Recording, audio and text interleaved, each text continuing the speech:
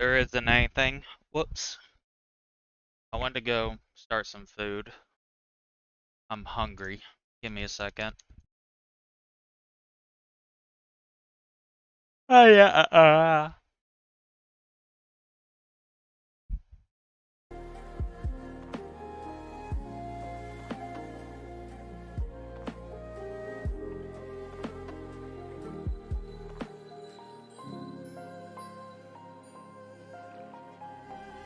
New update.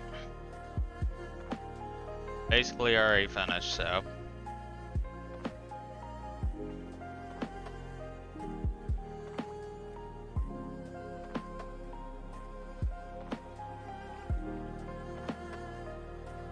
Oh wait, hold on.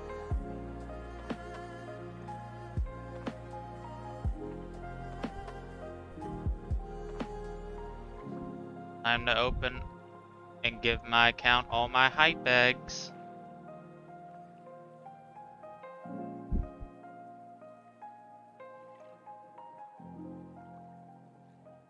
Um,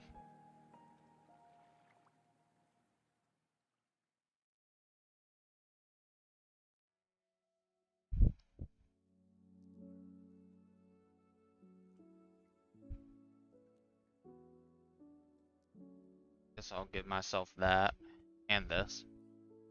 How are you doing, mobbed?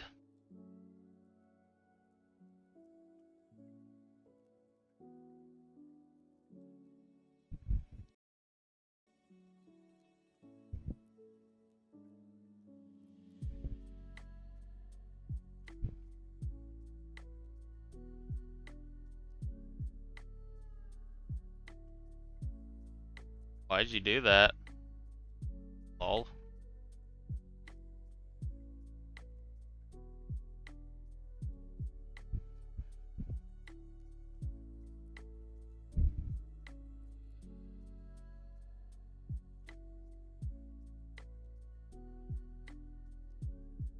I feel you.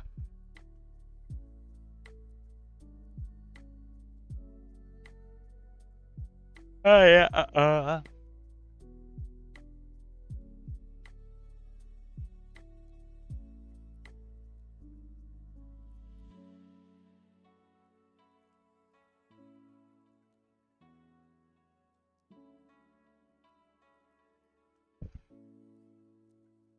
Unless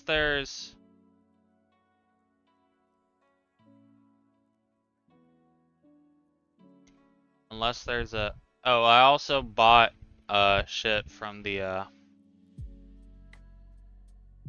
new Forever Pass. And I might have went a little crazy. It gave me 7 eggs. But I did hatch the new huge, so yay.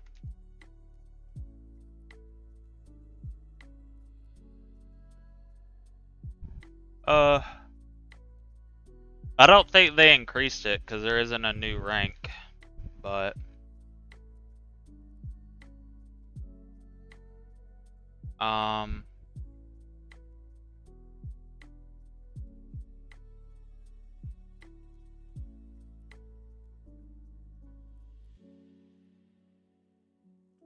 yeah, they just added a button in the menu for you to be able to buy, which I think is nice. That's really nice.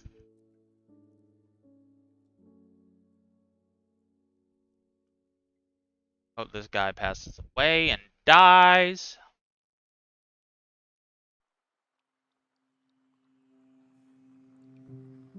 Let's see what else.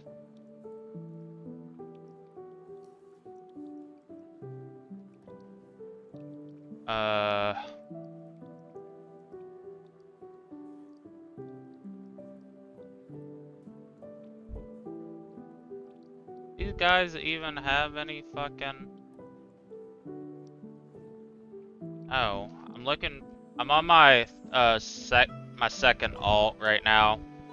Going lobby to lobby to get yeah, I saw that. That's what I was saying, I saw that. I think that's nice. Really nice.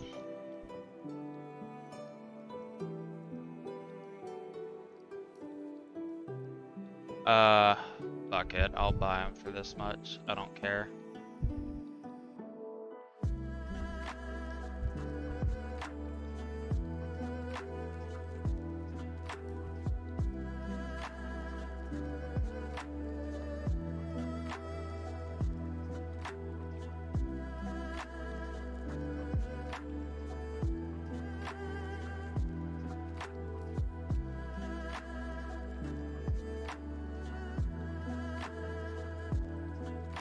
Nobody's selling huge potions.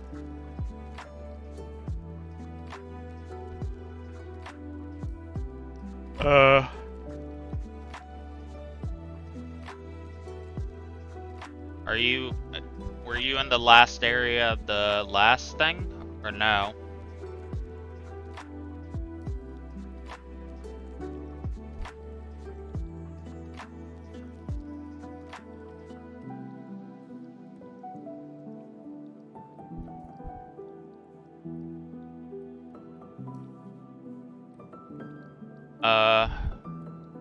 Maybe try relogging, maybe?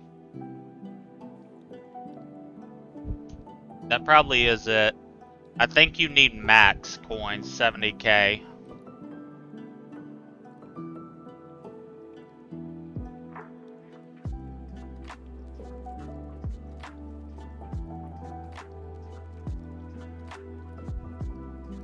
Why did they do it like that? Who knows?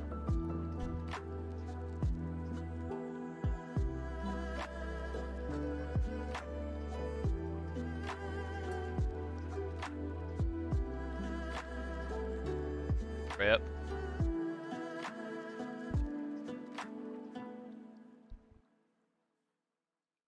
Time to get to grinding.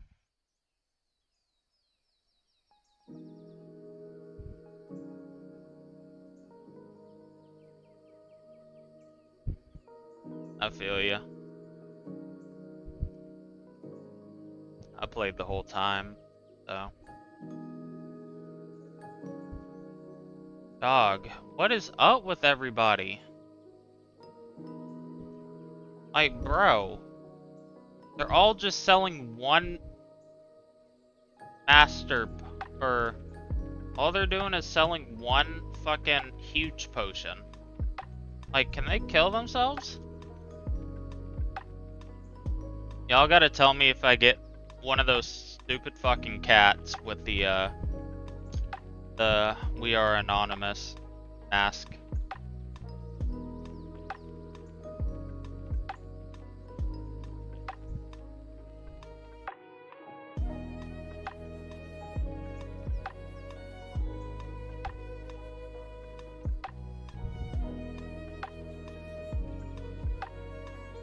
Fucking finally. God.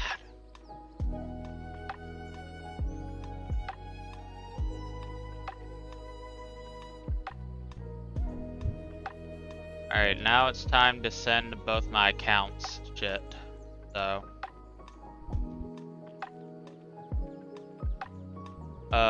So first, then send.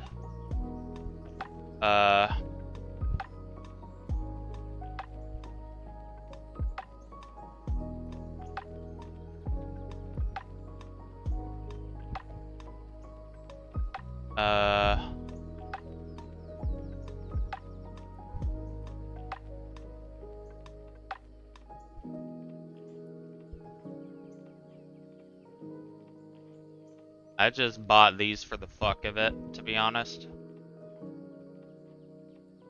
What I'm about to send to myself. Okay, cool. Oh wait. I guess let me go to this real quick. Let me go here real quick.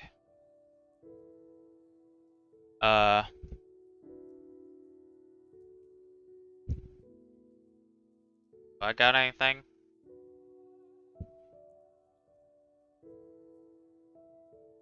Time to wait.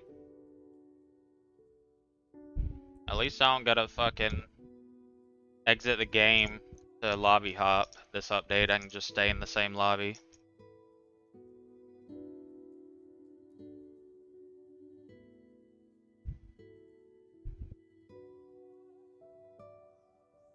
Alright, so here we go.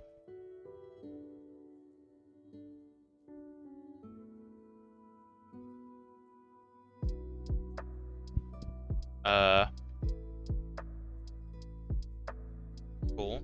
So now, oh yeah, what I just bought on my selling account.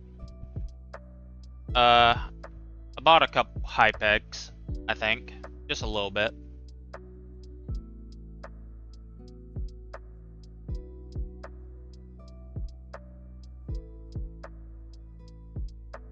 I did get a huge a couple days ago from the hype eggs, so.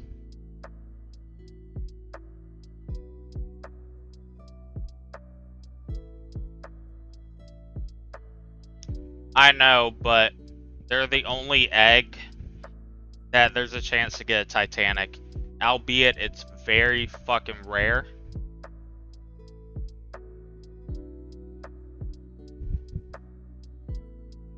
I still gotta try, I'm sorry.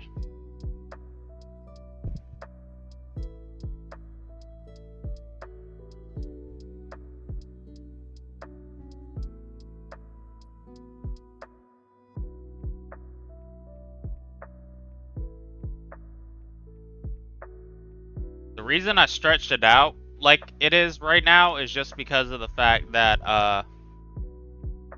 I hated having to drag down my thing to check my enchants or whatever the fuck. So I just did this. Nicer.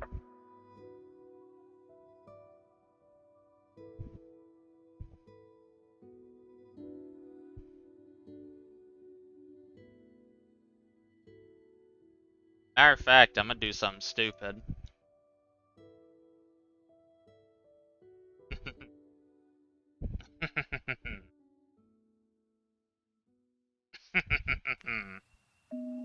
Mwahaha! Mwahaha! Ah! For Chan YT, you are getting 330 mil to go buy hype eggs! Go, go, go, go!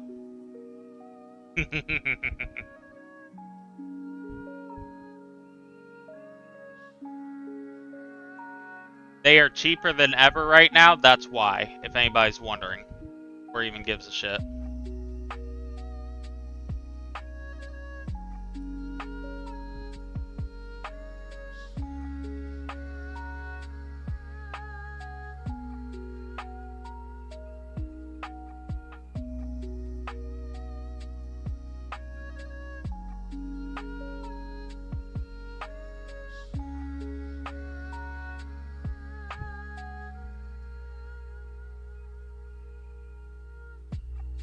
Oh, how many instances did I just open?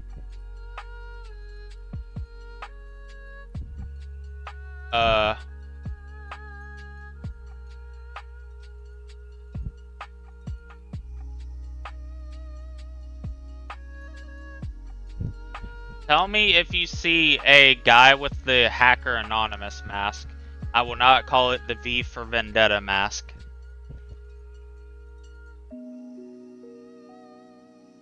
Because it's funnier to say what I'm saying.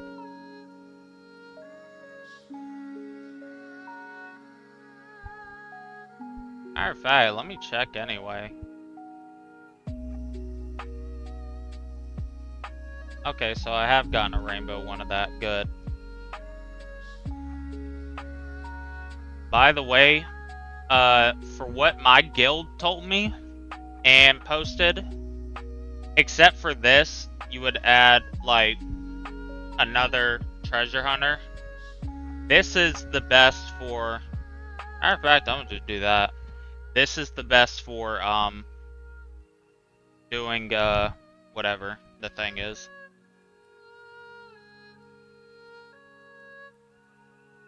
Getting keys, I should say. I had a YouTube poop, whatever the fuck. Wait, why did I just check this and then... Am I a stupido? Don't answer that, I'll kill you. Have I really not gotten one of those V for Vendetta fuck-ass cats? Claim all. Right now, I'm cooking on my, account that I sell shit on.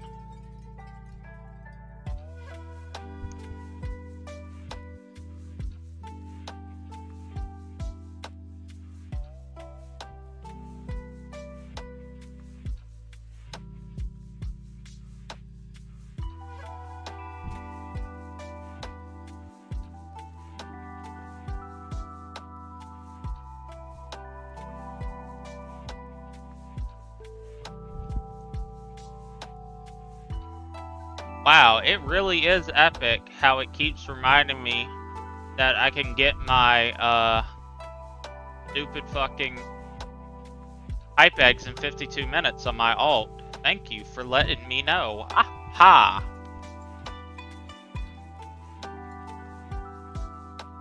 Where have I gotten pinged?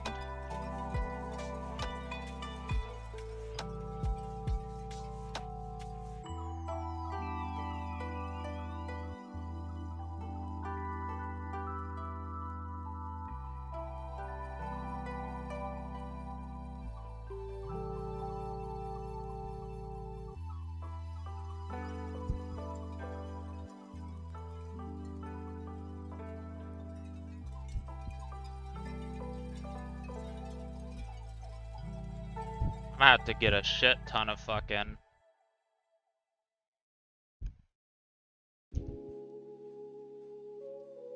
God bless all these people that are trying to, what is it? Immediately went in the update, got a few of the pets, and then immediately went to this stupid place and tried to sell them like a dumbass. They're going down, idiot. Nobody's buying. You're a stupido.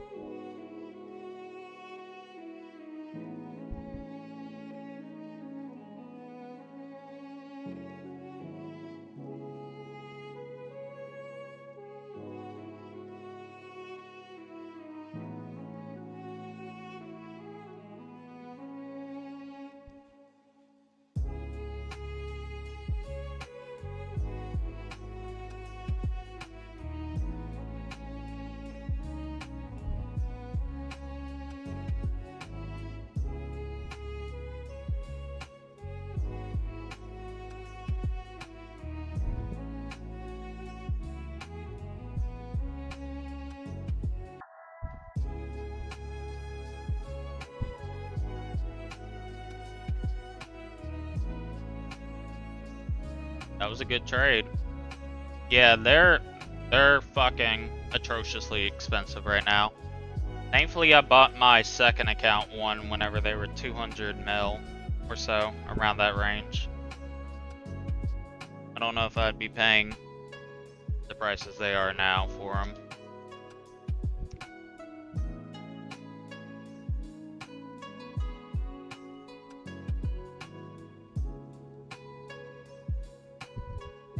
Did you know if you play 20 more, you can claim.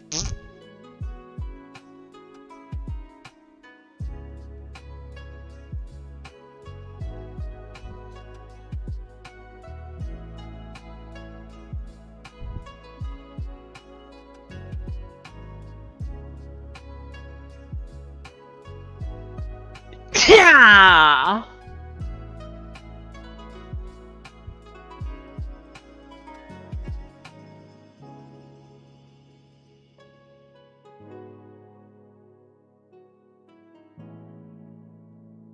Dong, dong, dong, dong, dong.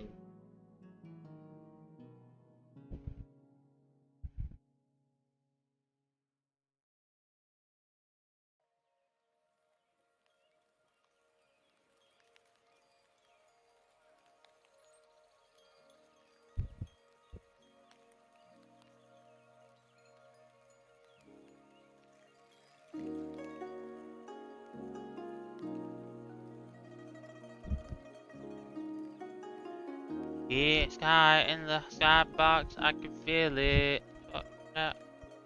Got yeah, hot top.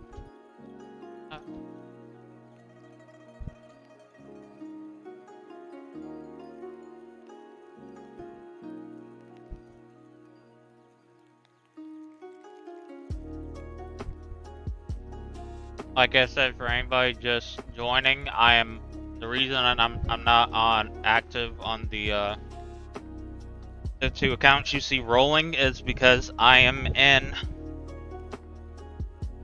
the trading plaza buying hype eggs on my other account.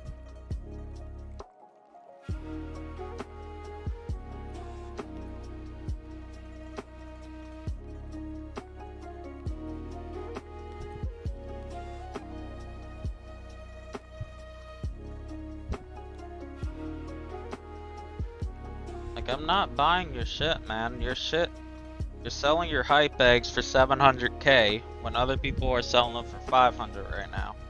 Quit with the bullshit. I'm not buying that stupid shit.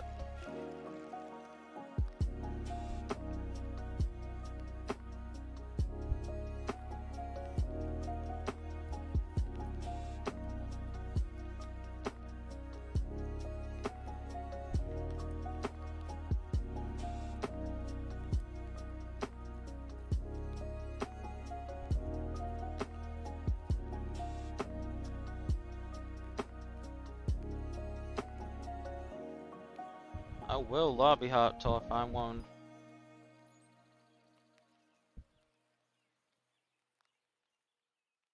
What level are you? What rank?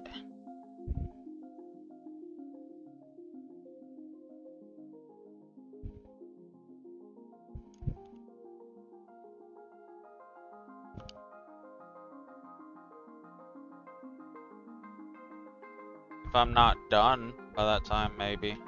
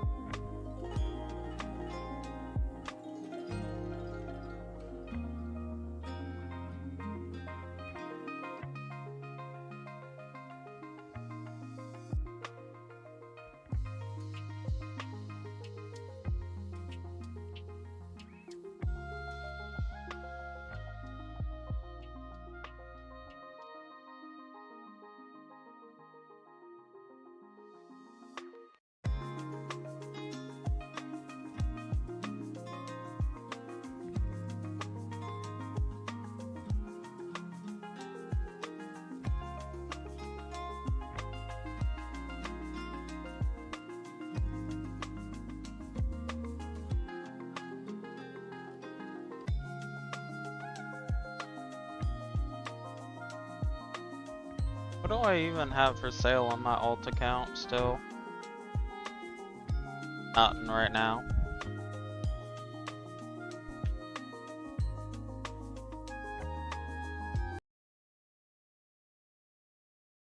Because I played Skyblock for 2 hours the other day, and I didn't want to stream Pet Sim immediately after and have people excited, because I would feel bad. So I just waited a couple days. I'm gonna be real. Also, guys, you ready for 642 hype eggs? I know I am.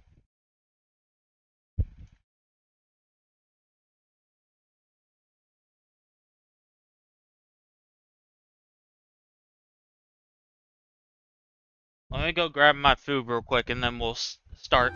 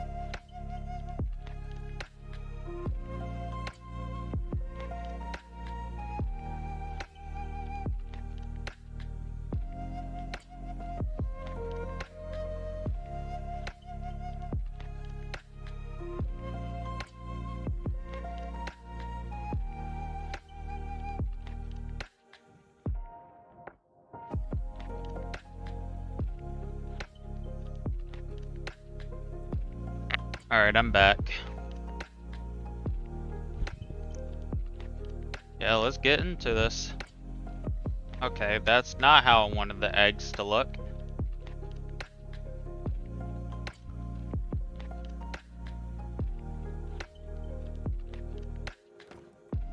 Obviously, ultimate goal, I want a Titanic. If not, at least give me a couple huges.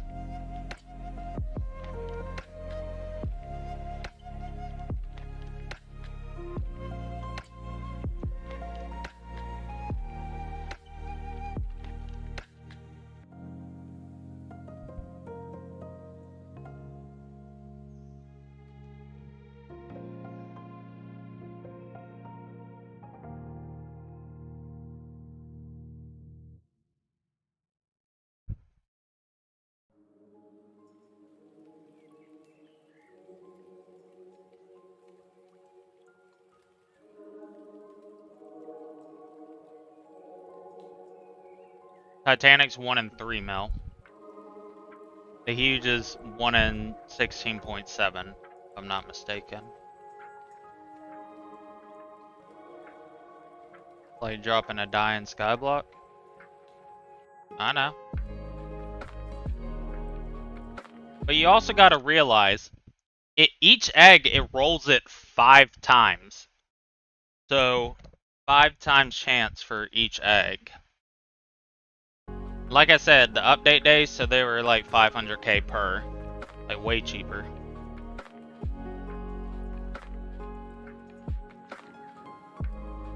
Like I said, even if I don't get anything, who cares? You know?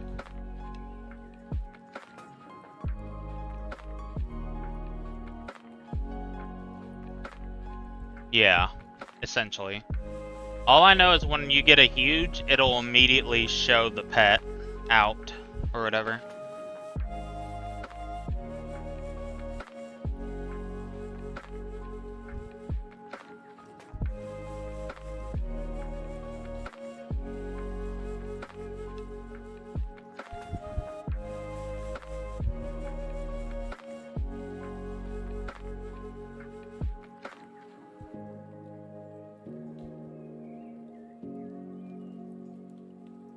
Yay.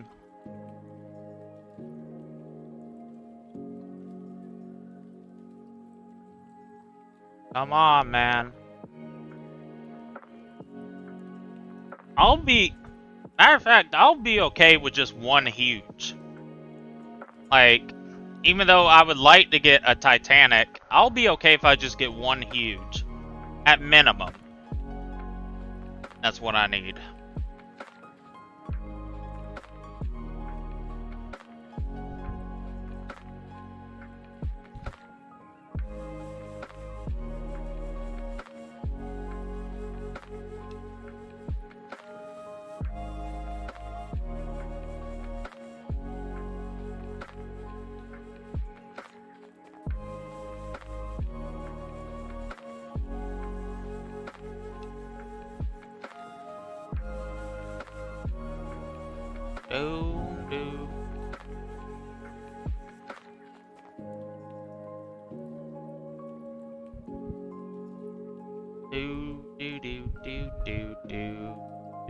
I don't know how to... Matter of fact, let me do this real quick. I'm gonna go to... I just need to see a video of what it looks like.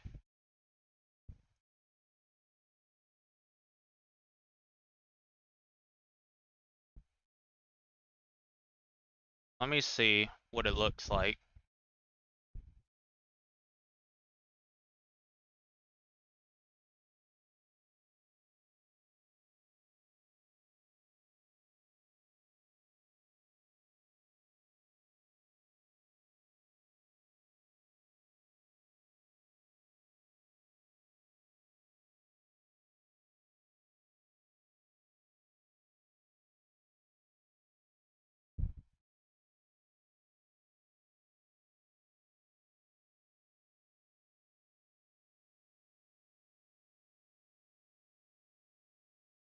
What? What? this stupid ass kid.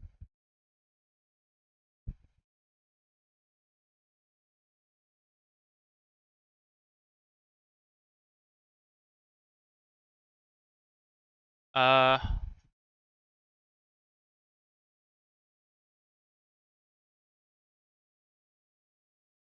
uh, I unboxed 10,000 hype eggs and got the cat.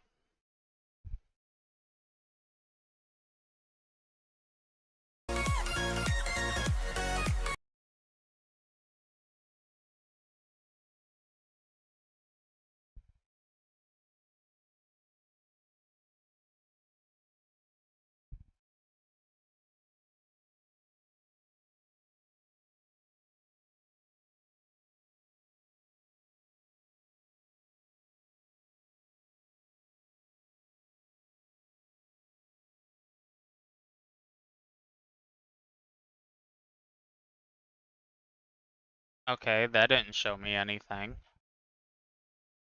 Uh,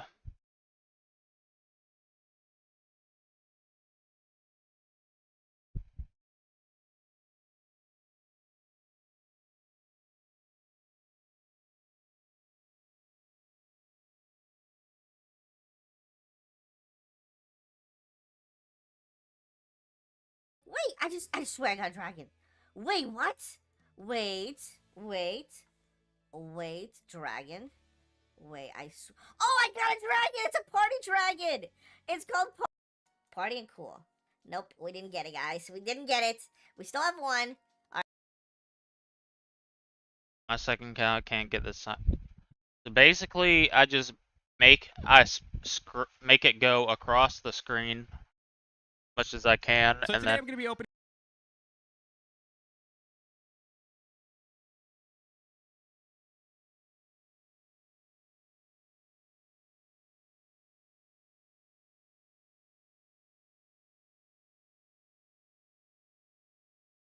inventory first so we can see, like, you know, me, all ever stuff.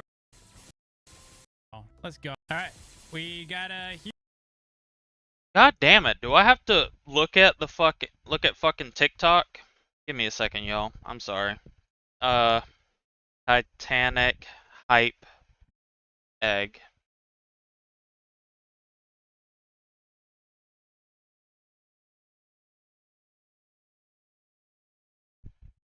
All right. Apparently, I guess nobody has ever gotten uh that sim hype egg Titanic.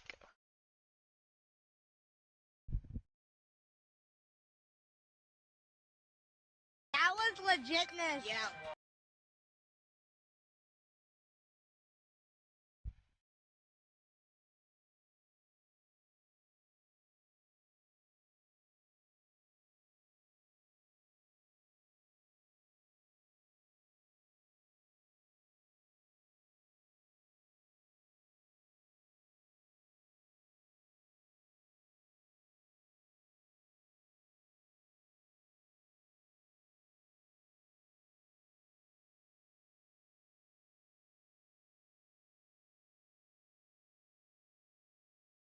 Dog like.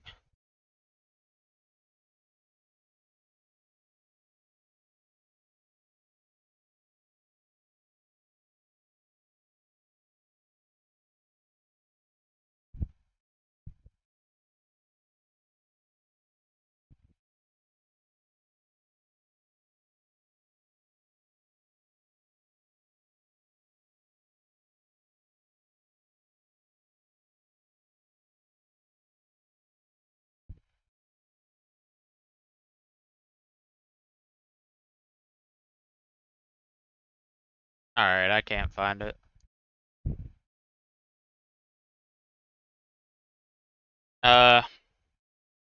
Yeah, what's your IGN? What's your IGN again?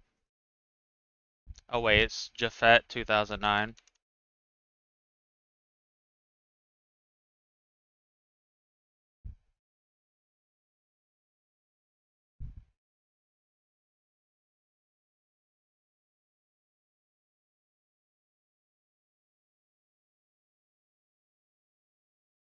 Oh, 2007.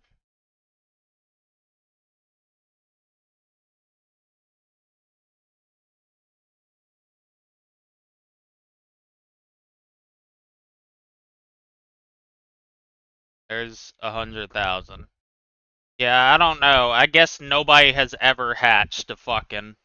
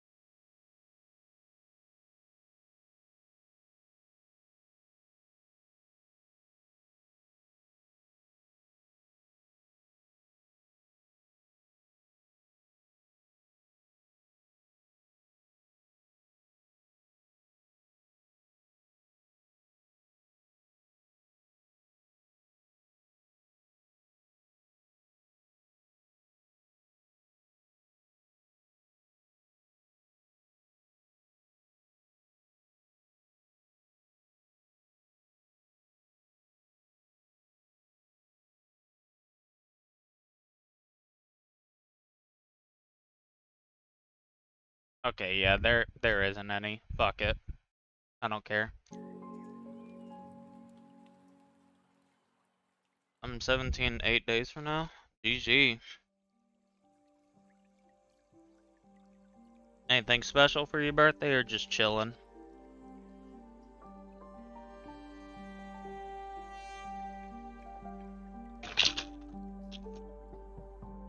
Fuck's my knife? Not knife, my fork. Eh, fuck it. Hold on.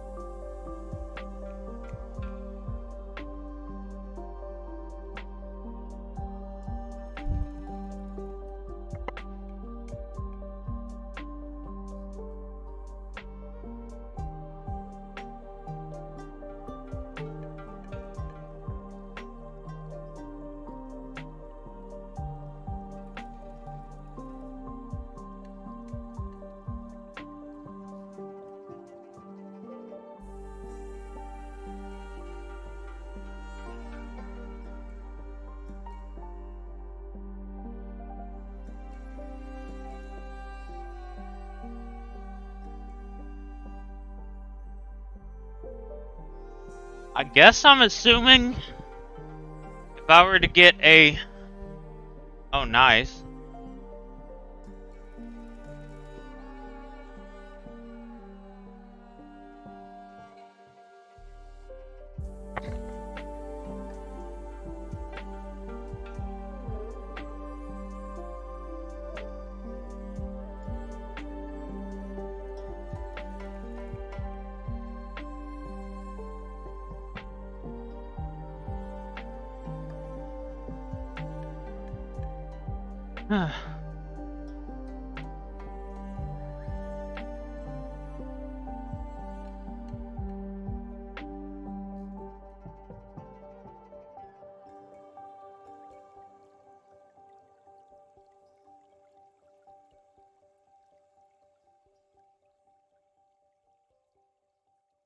Give me a huge.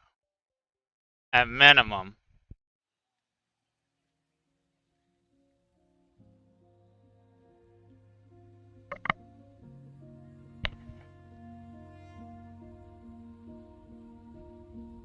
Dog, just let me go back over here. Seems to be the only fucking place that has any type of flat ground. Even though this ain't gonna work, I already know what's gonna happen. Okay, there we go. Nice. Up, got a huge. There we go, baby. What is it? Just a regular one. Fuck it. We ball. That's all I wanted.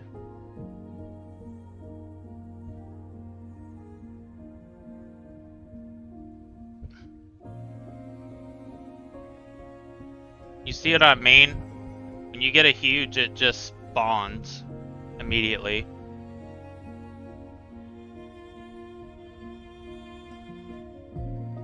So, I'm going to assume maybe that's how it works, is like, maybe it'll just pop out or something, maybe.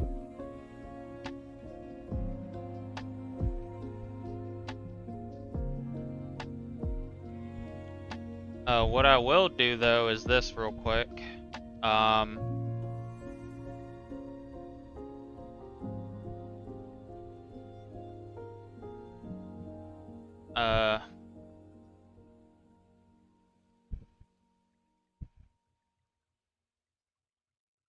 Go ahead and give it my alt account. Get that bitch to level it up for me.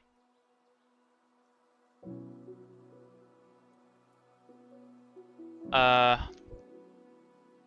me look in Google.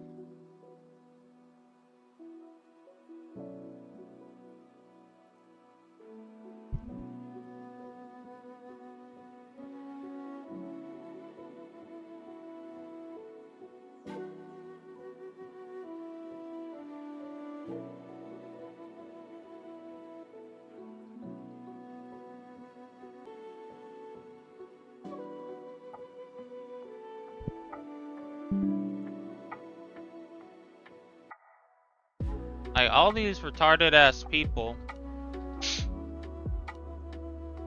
Like,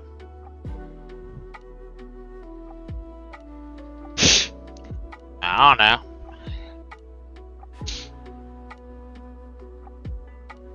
I couldn't tell you.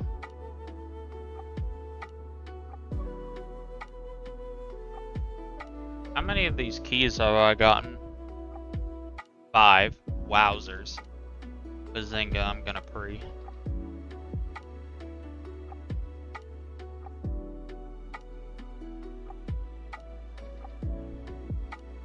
I had huges when I started this game because I played after Pet Sim, and also I had every single pass because I had what is it? I had like $120 worth of Robux on my account. And also, it's the same thing as Skyblock. I can't tell you what I did because it's literally like, you can't do it anymore. You know what I mean? Because what I did to get my money was, I did, it was when Mastery first came out.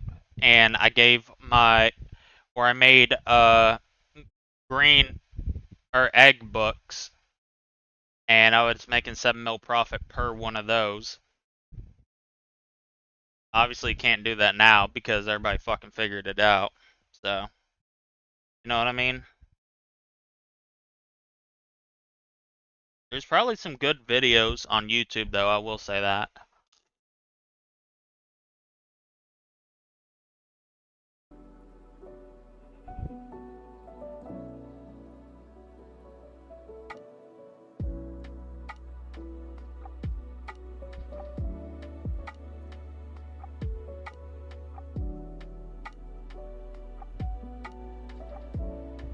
Let's get a second huge dough.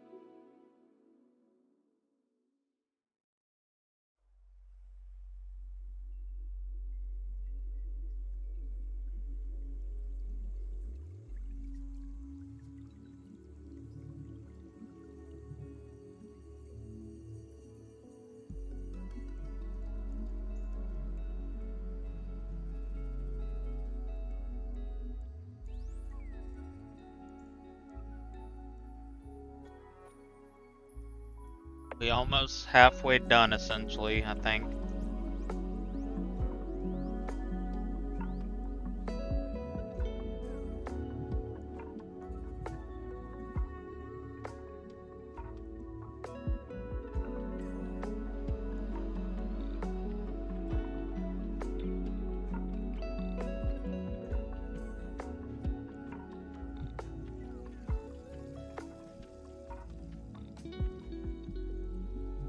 Nothing.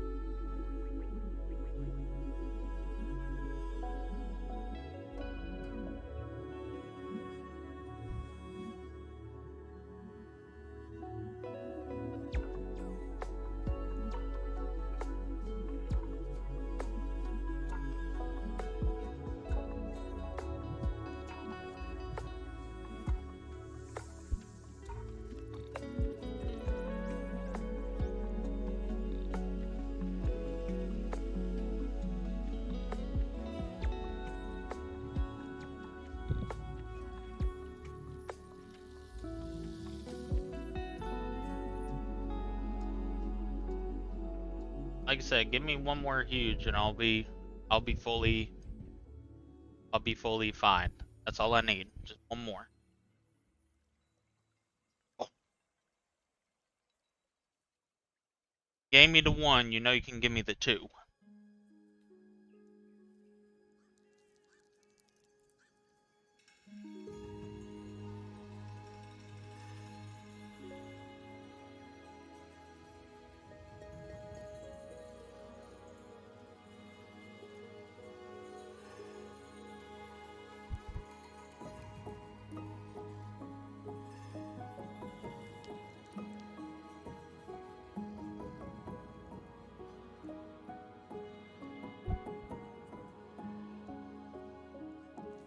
Wait, what? Where's that?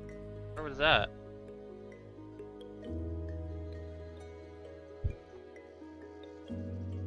Oh, I got 15 keys after I'm done.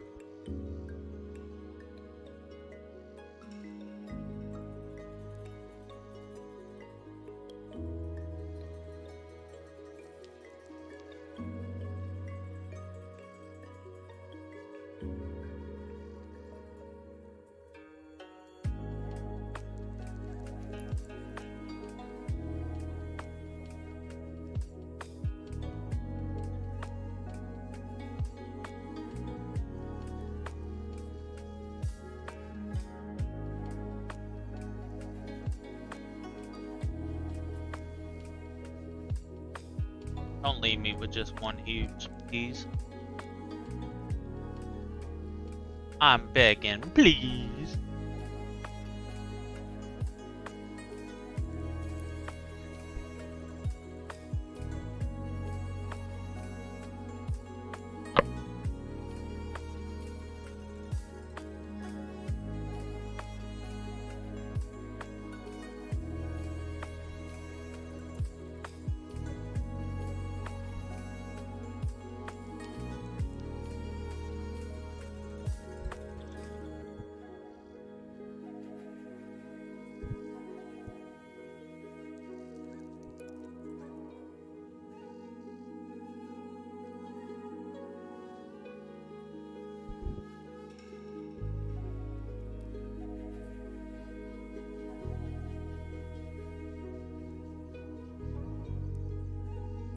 Uh-oh.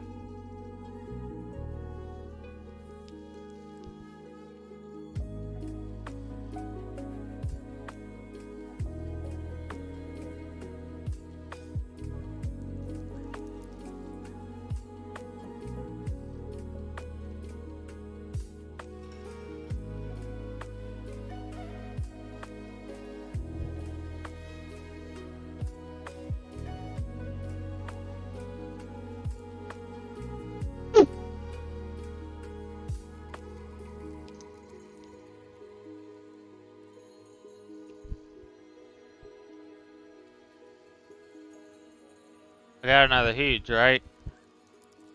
Motherfucker. Oh well.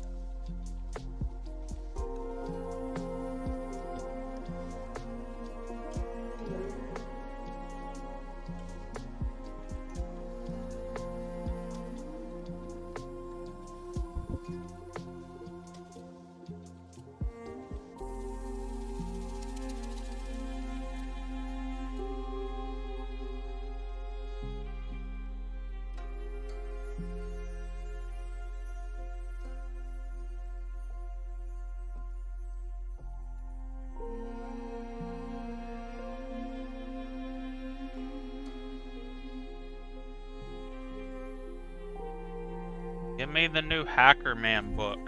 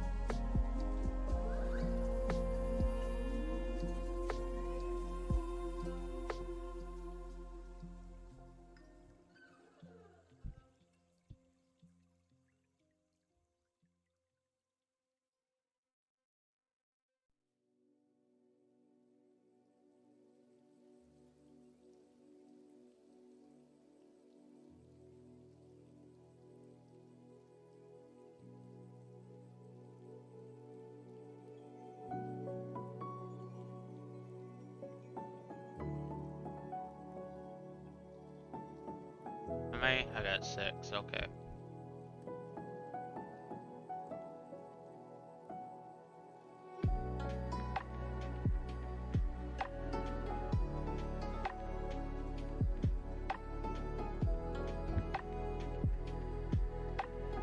Maybe I'll get the book on my alt account.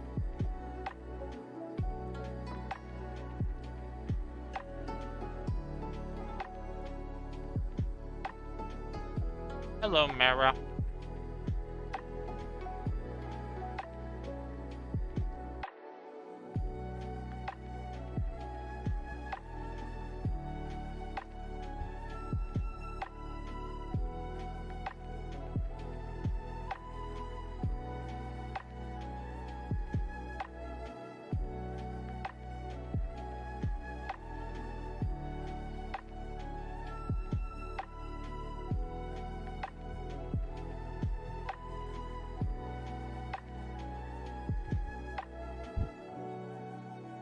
I'm doing good. How are you doing today, Mara?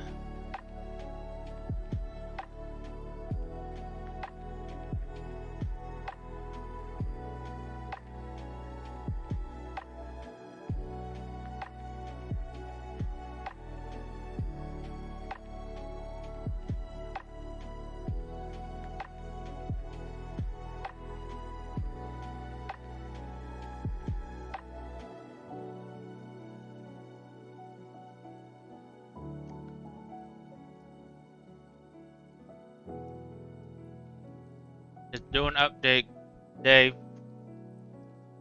To this shitty fucking game.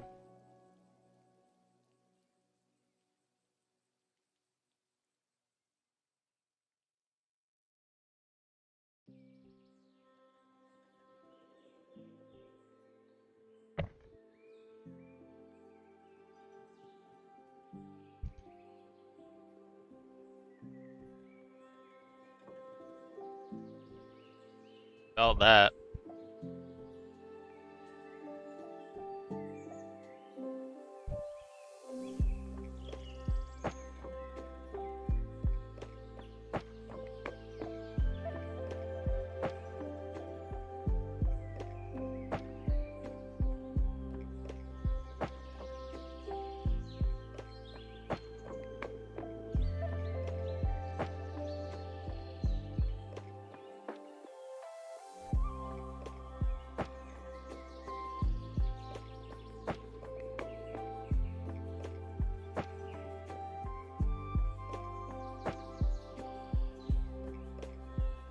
That did not work if I'm not... Okay, whatever.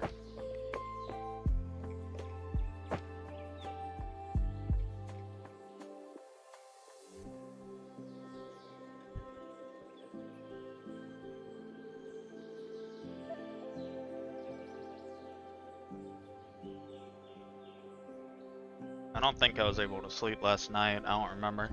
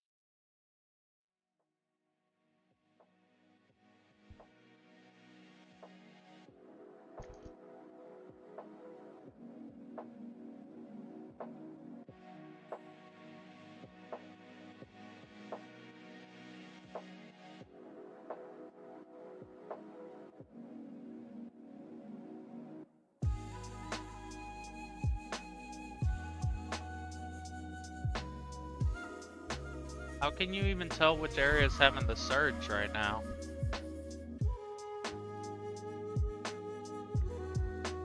Have the best pets, make the most money, and one day get endgame enough to where you can just gamble all day.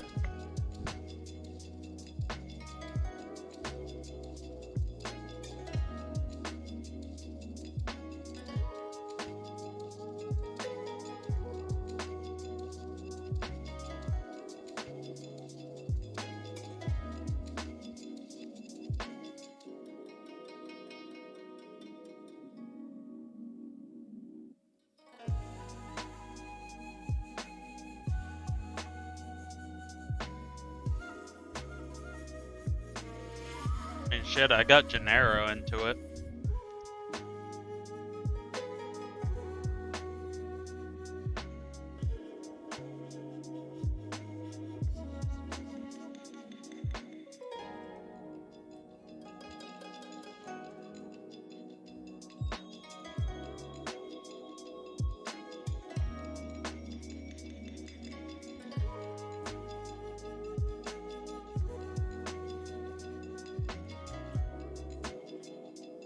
I'll try out Skyblock again once the that whatever update comes out.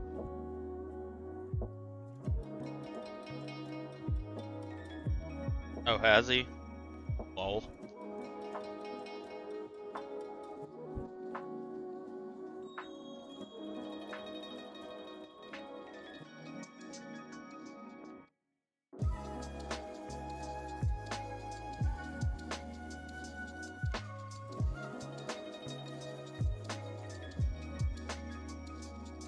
Yeah.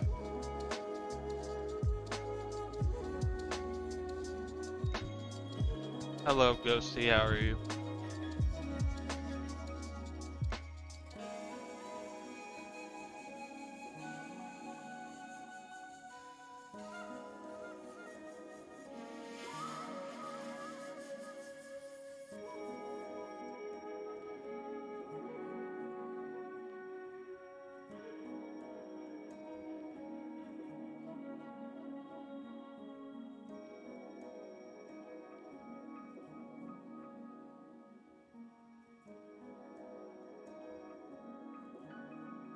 I like the update to the Daedalus axe. I think it looks mexy, so.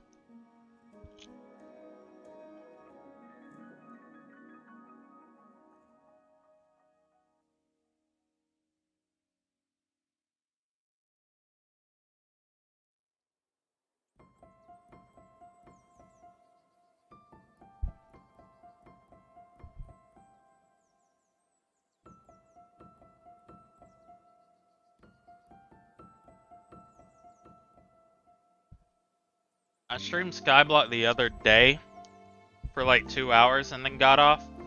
I didn't stream for 2 days because I'm like, everybody's gonna be sad when they know I'm not playing it.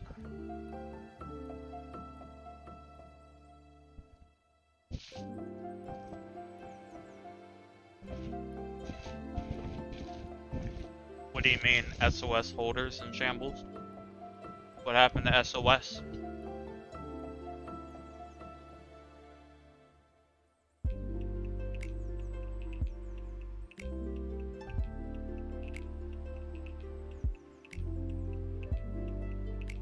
Oh, Stonka Stonk.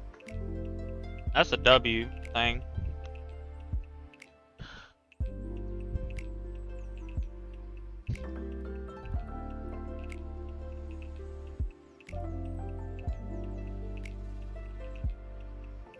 I've always said they're just the NFTs of Skyblock.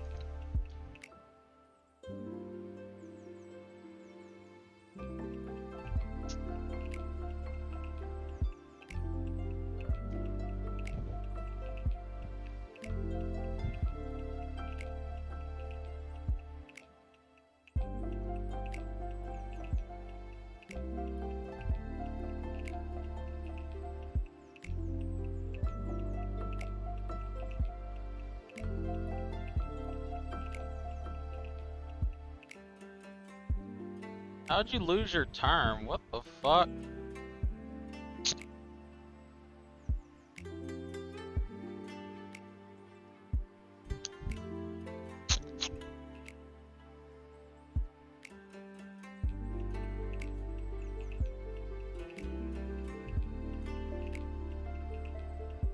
Shit, we could IRL trade. You can buy some of my shit.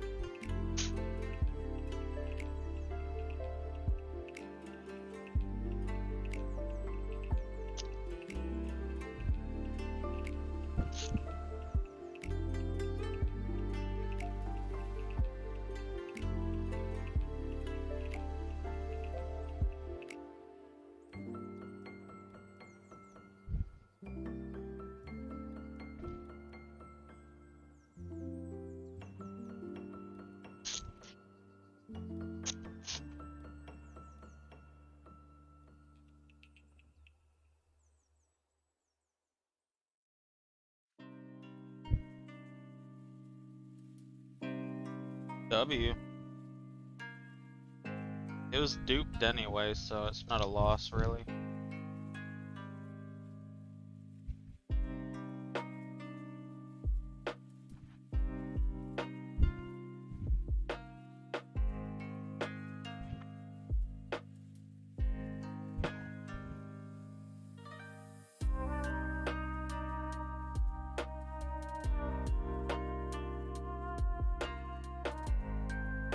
Like I said, for me, literally, the only shit left for me legit is shit where I'm doing this anyway.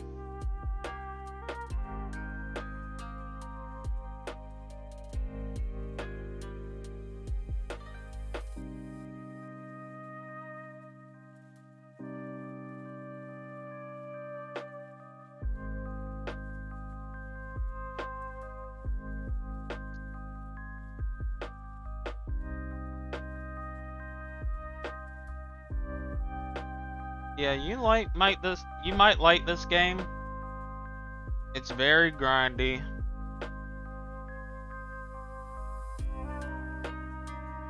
And whatever.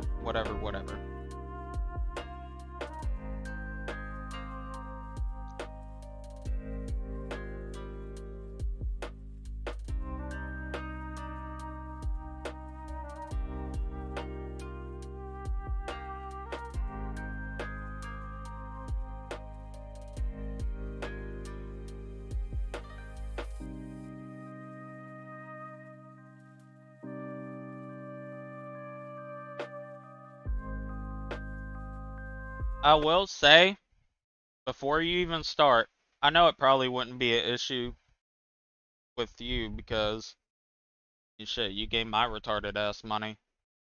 But this game, you're gonna have to buy some game passes. And it's probably gonna be like this game is pay to win. I will say that. They make it very known it's pay to win. So I'll just warn you about that ahead of time.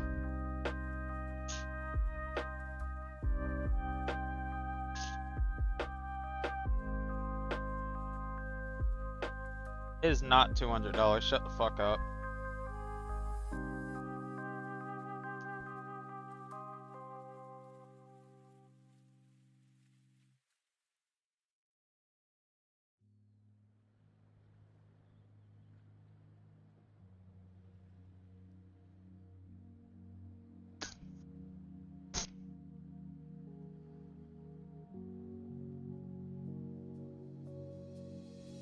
Funny thing is, I ain't laughed yet.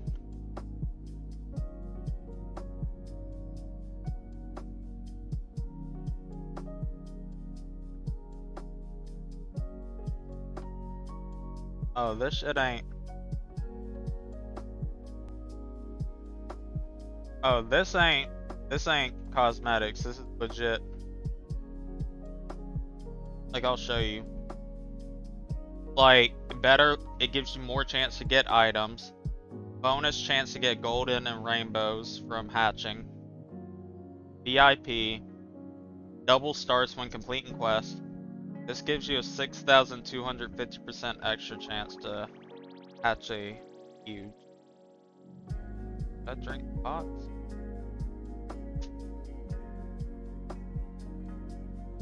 Time to ban me. Why would I ban you? Go ban for banned.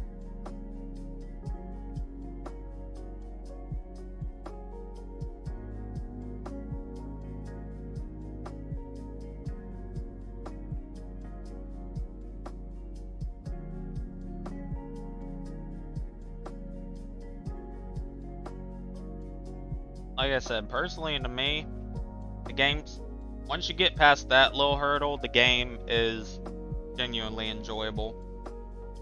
Just when you watch somebody like me play and you see me having every game pass, it gets people not wanting to play the game a little bit. Oh, by the way, mobbed. Update mobbed.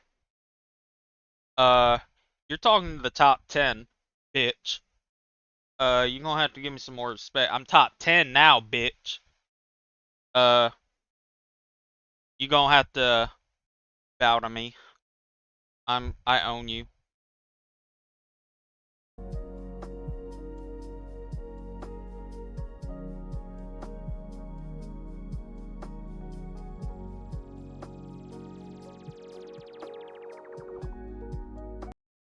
No, absolutely not.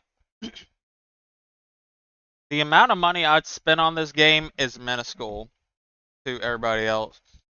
Because legitimately, Mara, back in 2022, they did 12 NFTs, which if you got the NFT, you got a Titanic, which is like the best pet in this game, end game, and each one of them sold for $12,000. I am not even close to the people that are playing this game in terms of that.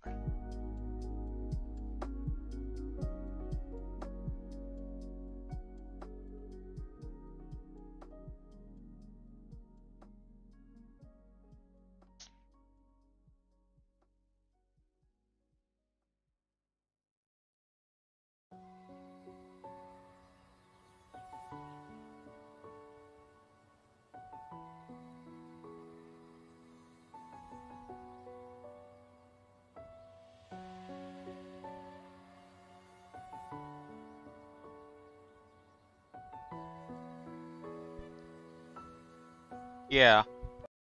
Like, one thing you're gonna realize, Mara, is the guy that makes this game is the most money-hungry motherfucker in the world, right?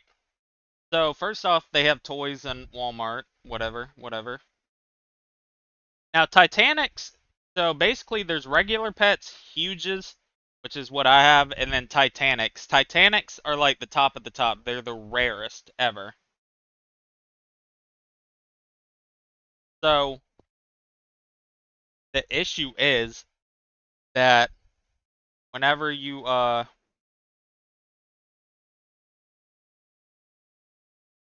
it's because I'm the best, mobbed. Sit your ass down. You're talking to the king. But basically, what I was gonna say is that they release plushies that are like a foot or two big, but that doesn't matter. The reason you buy them is because it gives you a code to get a Titanic, and each plushie costs $250. What you mean?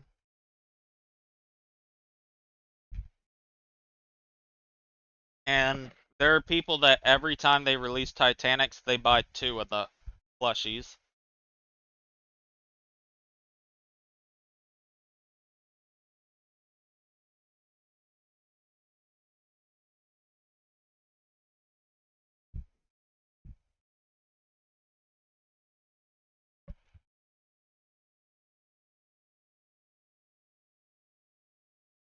That gay? No, you are though.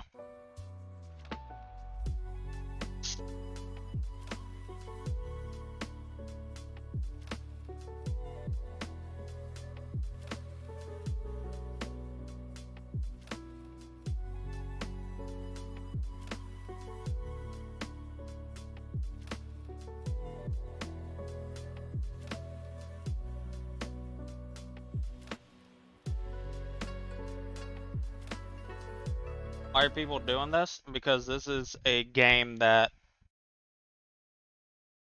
This is a whaling game. Same reason why the fuck do people spend thousands of dollars on gacha games. This is essentially a gacha game. Not even stupid this money. The people that are paying shit like that, they have abundance of wealth, okay?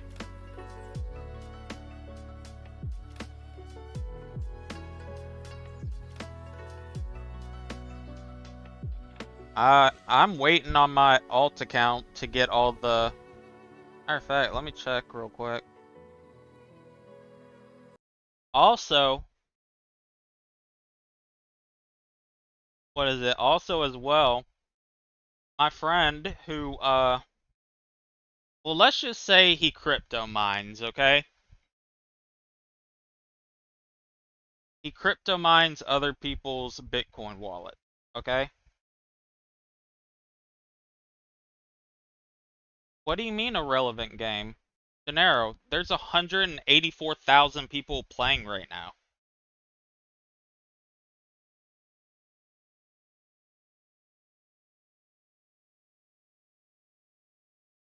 Like, what do you mean this is a relevant game, Mara.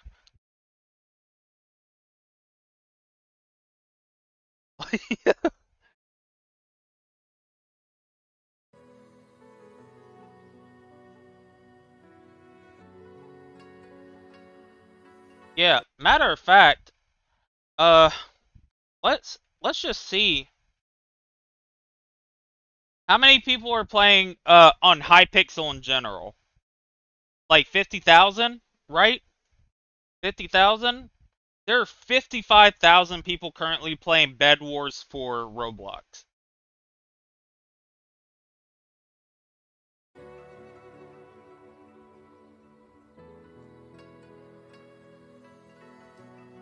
There are 55,000. There's nearly double the amount of people playing Bed Wars on Roblox.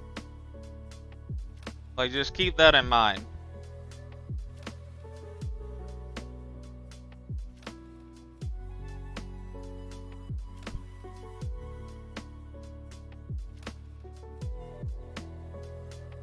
It is free. You just gotta steal.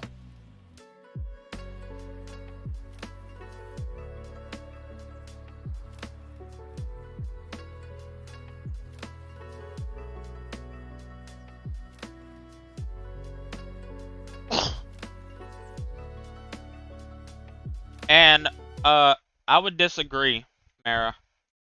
I would absolutely disagree.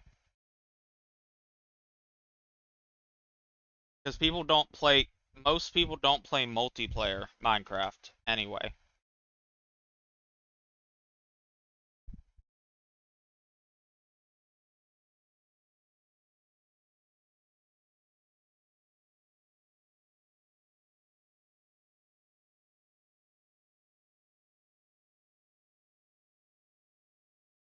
I love you, Zinks, because you said one of my favorite things ever. What'd you say? My account's worth $15,000. Stupid ass.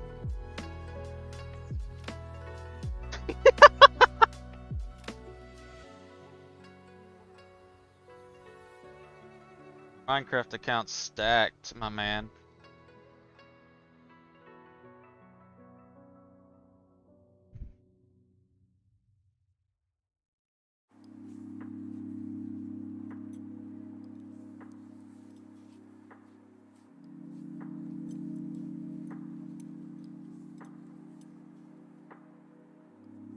This is what you doing right now, Zinks. This is what you are. You a dick rider. You a glizzy gobbler. What you doing right now?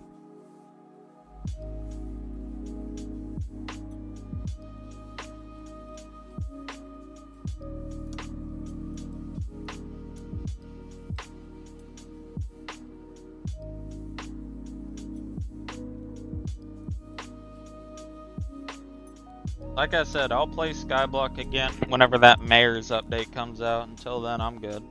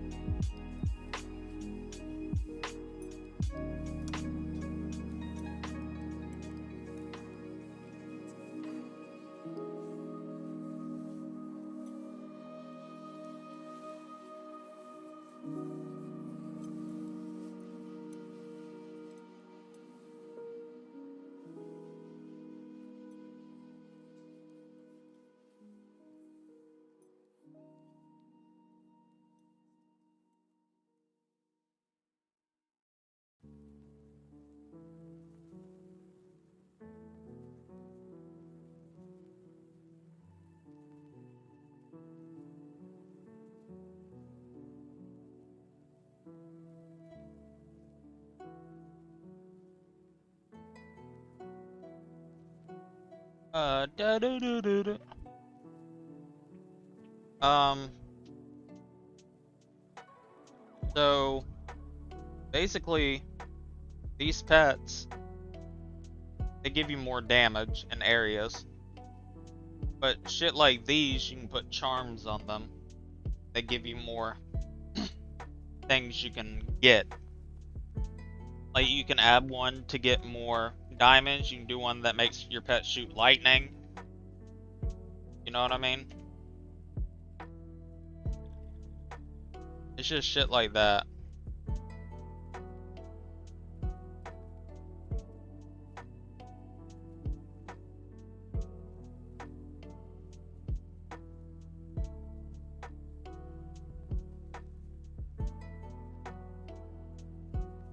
Titanics are literally just a flex. Because, like, let's just say, the cheapest pet you can get for right now is like 65 mil, right? The cheapest Titanic is 9 billion.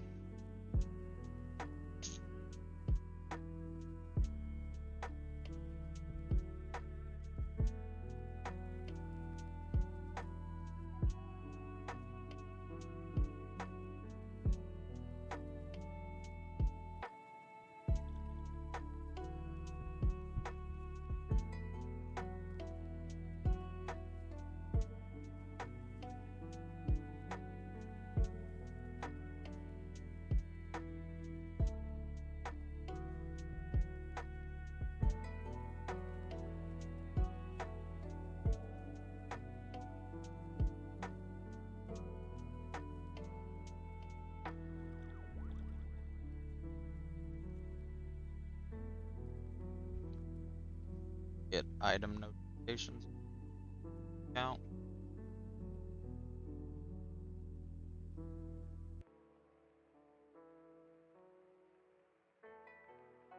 Can I get a key or not? Like an enrager? I don't know if I would say it like that because, like I said, the biggest thing, I mean, yeah, basically. Like, if you can pay money like 400 Robux for like a single egg, which is it's a 0.05% chance to get it, which like a 1 in 20,000 chance. And for at least for this, and in this, each egg costs 400 Robux, which is about $5.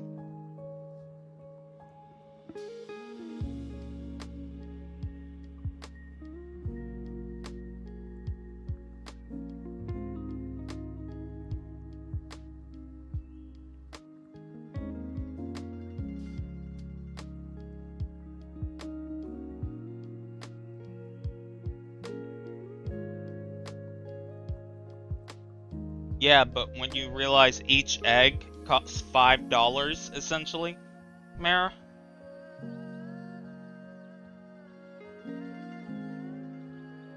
like IRL.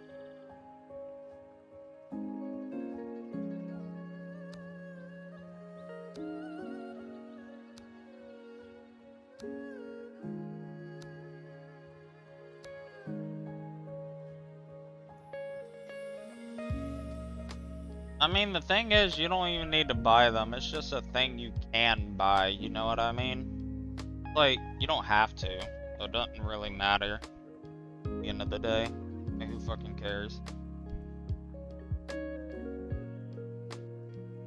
Area is not surgeon.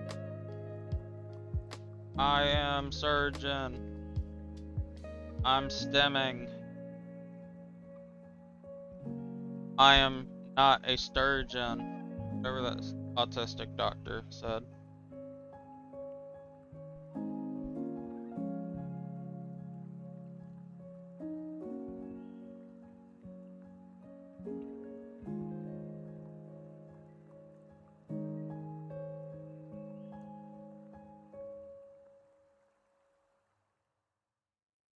I'm gonna get.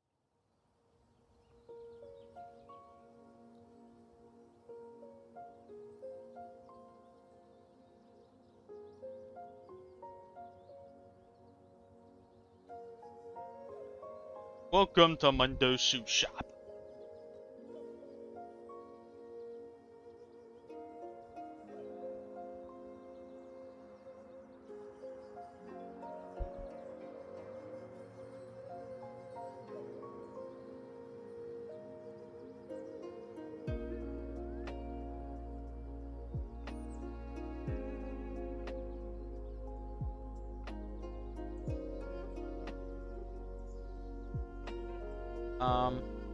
Wait, whoops. God, if you trade.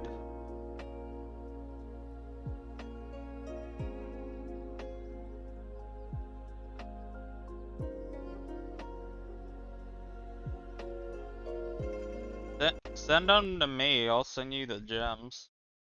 I'll take them. Fuck it. The one time. Hey Siri, what's 640 times 8?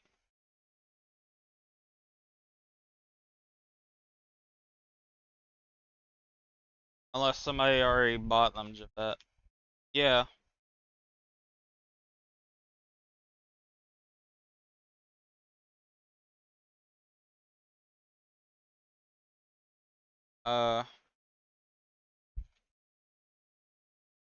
That 2007. Yeah, send them to my mommy lets me curse, I'll buy them.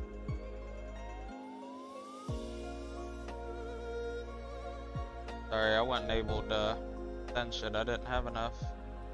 Defet 2007. It's 5.12 mil, but I'll just can't set. Oh. 5.2 mil.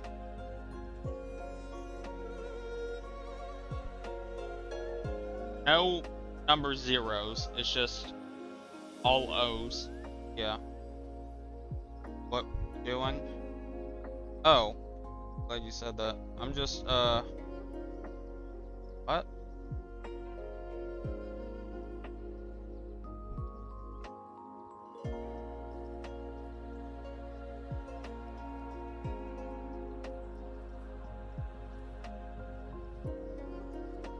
Alright, no, not rainbow.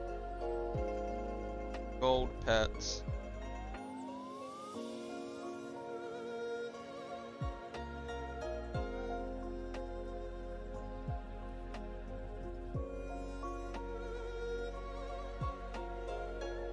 Alright, cool.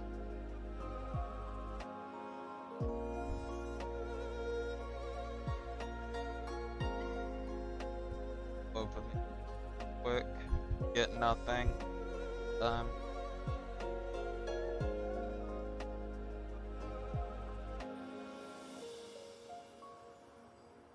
Awesome sauce. Alright, I can do 2 of these. Give me a shiny. Or just not tell me what I got.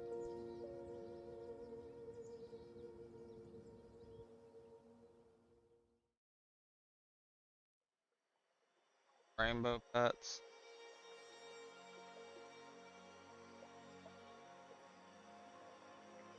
Why am I just not allowed to see? What the fuck? Say I got a shiny. Motherfucker. Oh wait, I got that anonymous bitch though. Stupid fucking fox.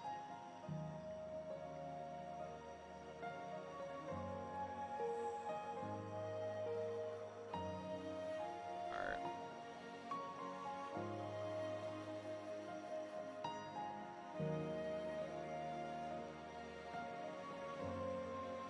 I am a sturgeon.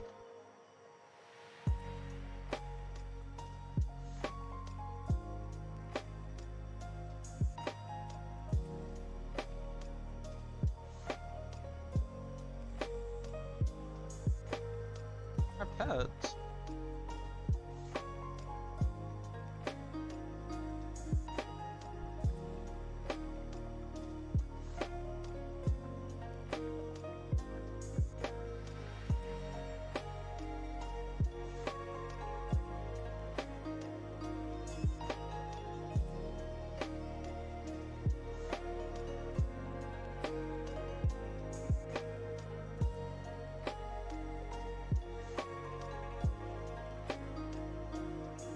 get? You have 3, really? Fuck. What?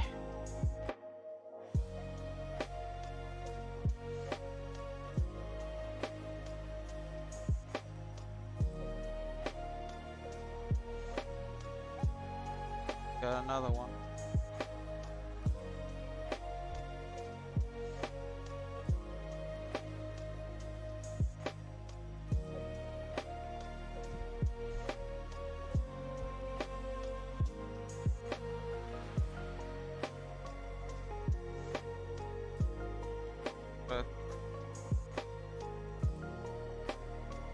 Up.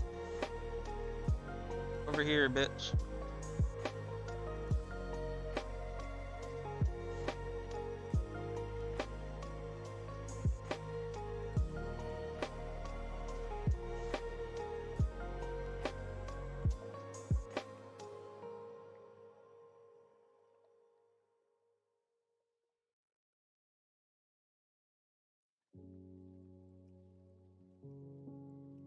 How many clan points? 40? Okay. Dang. Team sucks.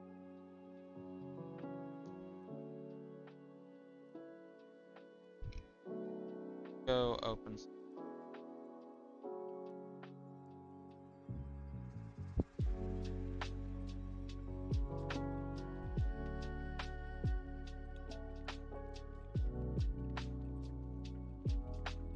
Give me that. Do I have another one? That new fucking book, bitch. Sorry. Need that book. Each hacker key drops more keys, actually.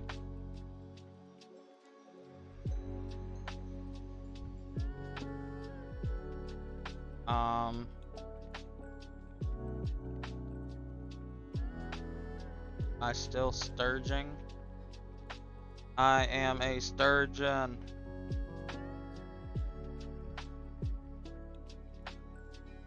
Oh, also there's superior mastery.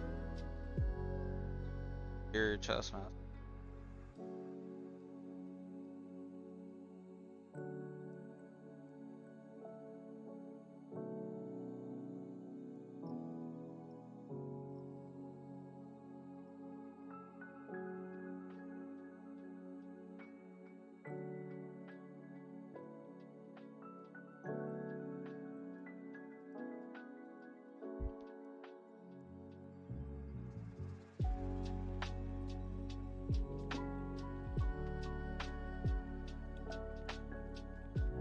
Probably should be in my own individual lobby.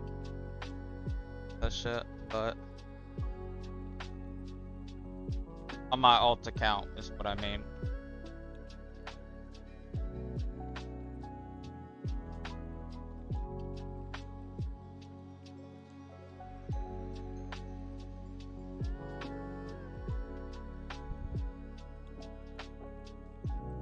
Also, as well, that new upgrade being 15 mil is fucking insane. What the fuck?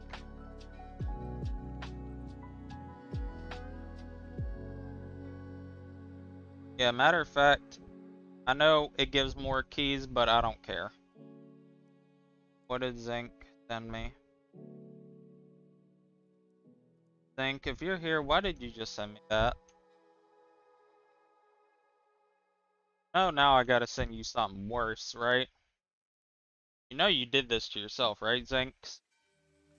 I hope you can hear me, bitch.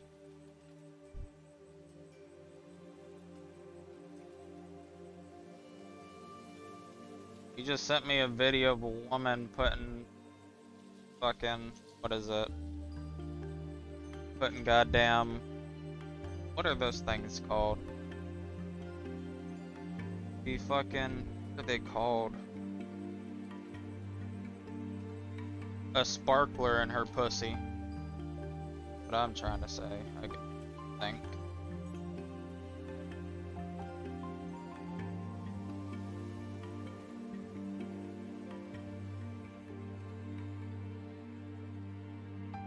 Alright, cool. Now I can. But see, now I gotta send him something worse. Because that's how it is now.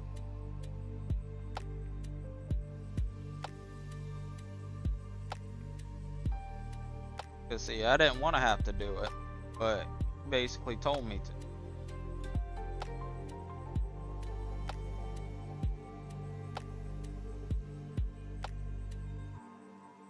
How do I stack it?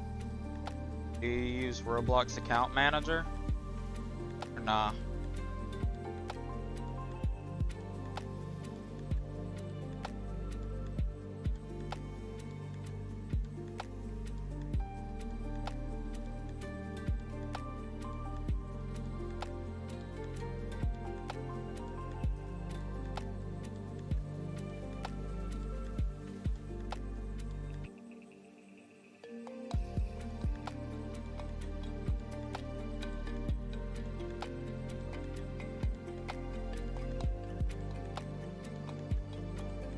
Yes.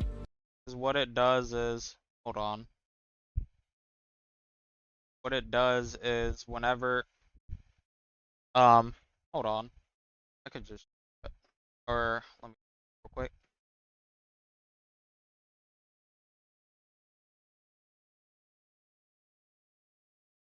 This. So what it does is you have a password to get in regularly. What you do is you log in into each instance of Roblox.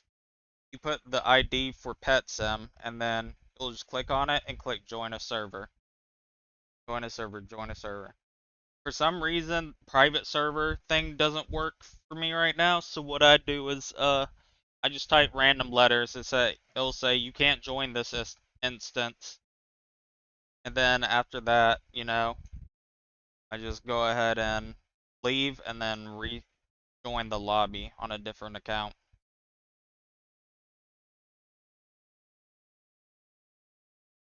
So.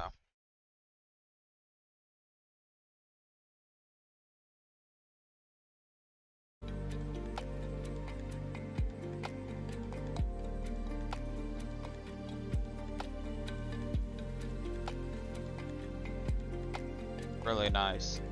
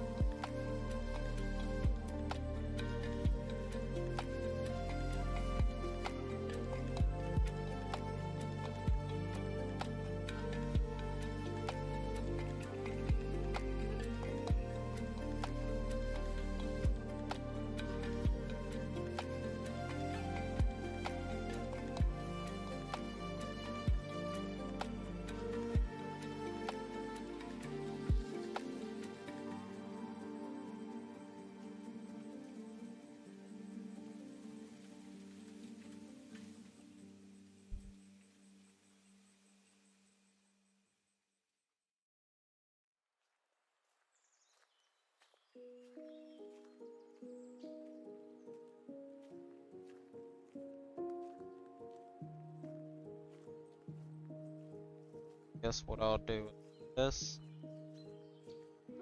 then this. Time I'm in a new area, or I need to go to a different area for it. For right now, I guess I shall not.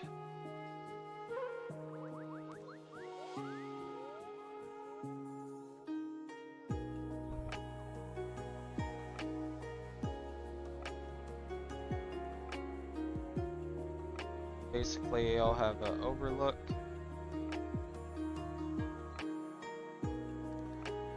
What shit? What are you selling? But.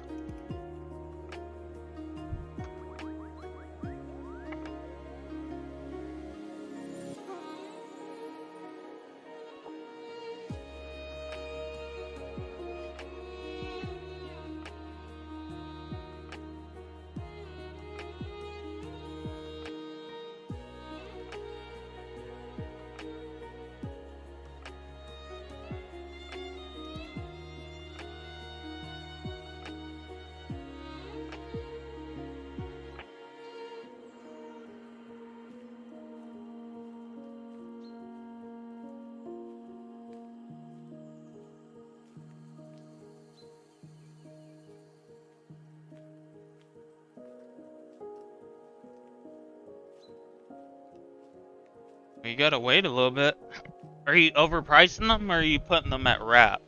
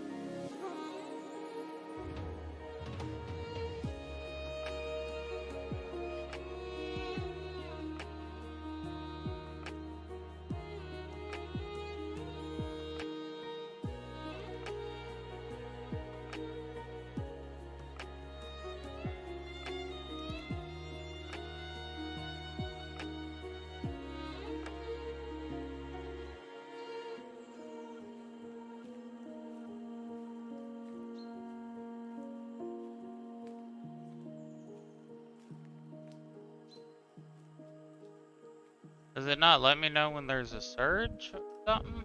Like, am I missing something?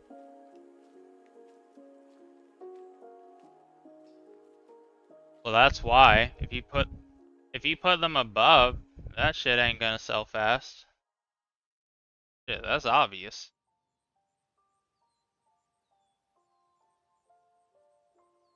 Oh, I should have told you. Hold on. My bad. I should have told you this. Go to setting and multi Roblox. Sorry about that. I meant to say that.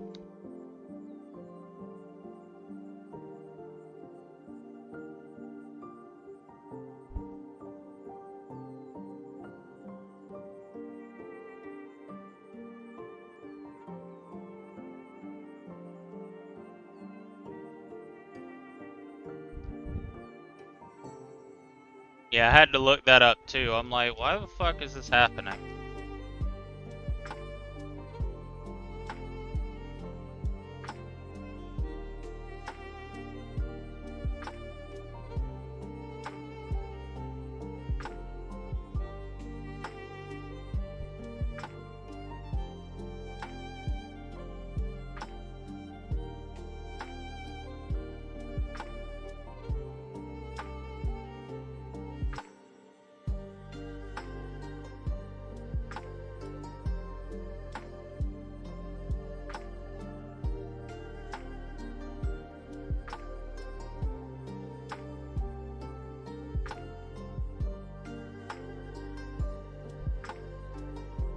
Dog, I was getting so many surges just a bit ago. What's going on now?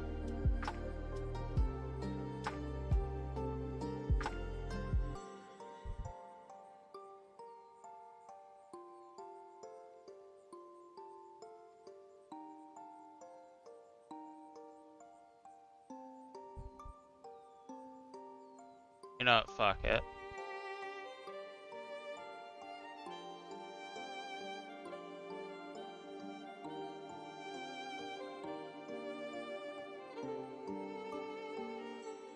Hacker surge.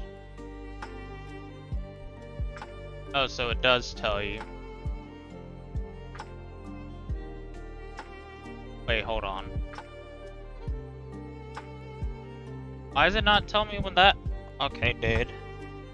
Whatever.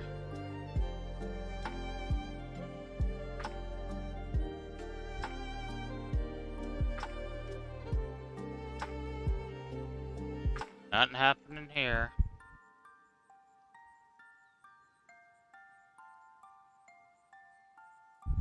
Oh, here we go.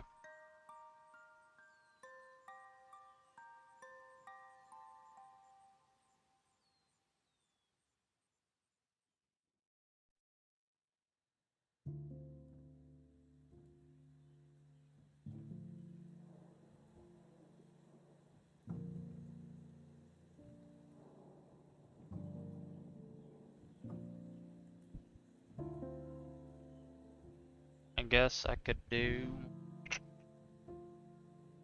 Yeah, one of these.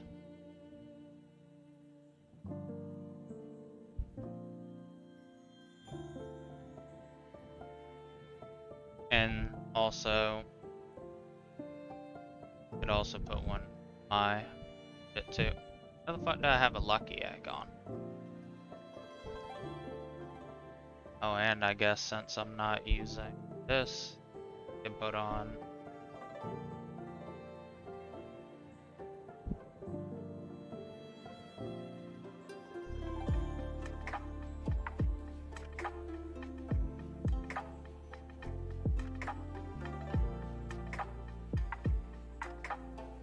So literally what I did is this, is I grabbed, obviously you take it out of F11. I did that and then I smashed it down as much as I could and then stretched the sides. That's basically it. Nothing else really.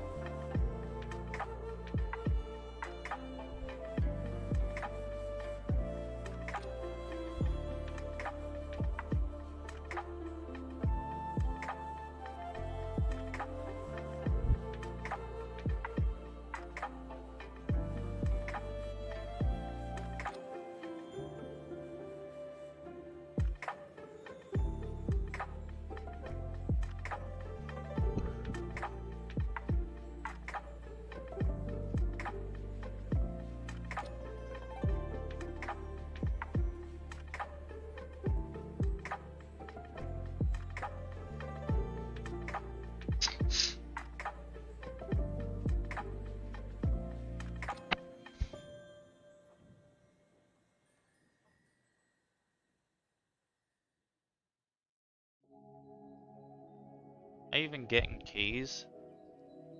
I don't even know anymore.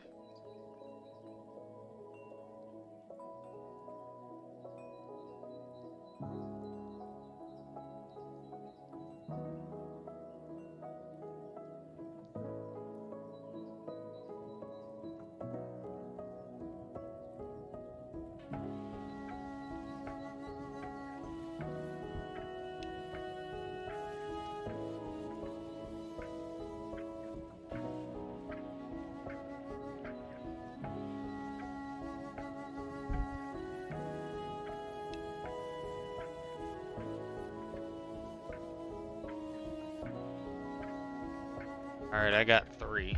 Cool. Oh well, I don't care about seeing.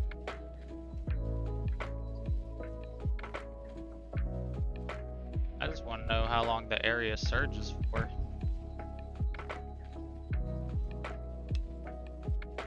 By the way, the reason I'm doing this instead of hatching is because of trying to get keys so I can keep opening that chest.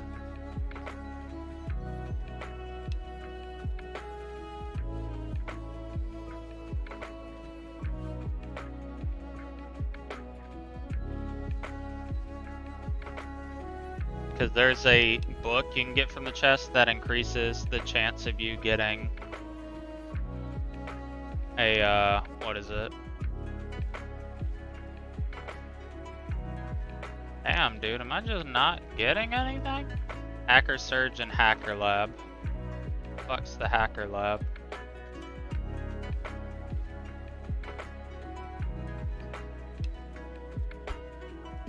This it?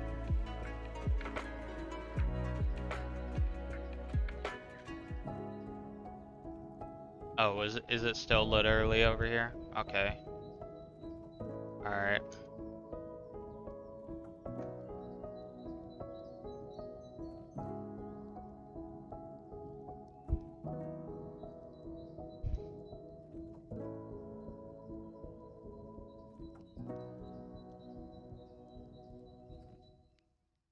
Yeah.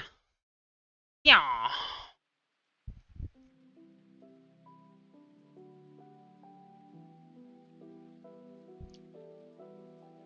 This where the surge is? No? Oh, Hacker Cave. I'm hacking into the mainframe. Yeah.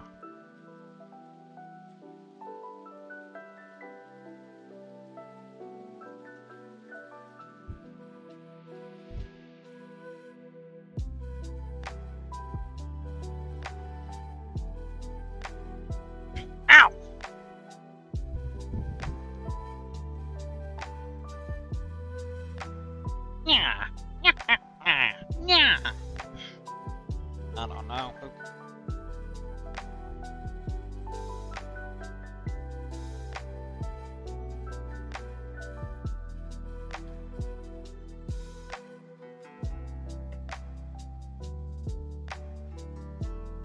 Like, I'm getting less items here, obviously, as you see, but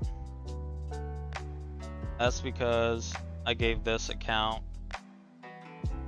all of my good books right now.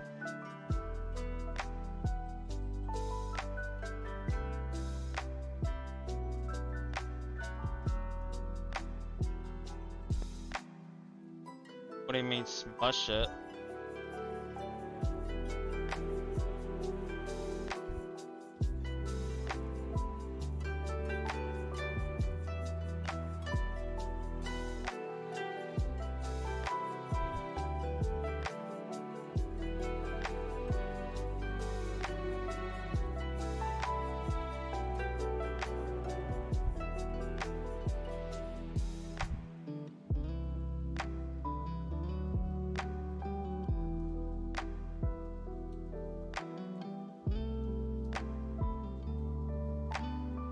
Yeah. That's how mine is. I just have it to where on screen y'all don't see that. Lol. Thought shit was sweet. Lol, trollolol. You're good. Am I getting more from on this account or no? I still haven't gotten any. Time to go and open the hacker chest. Yeah, it overlays a little bit, but it's not bad enough to where big issue, you know what I mean?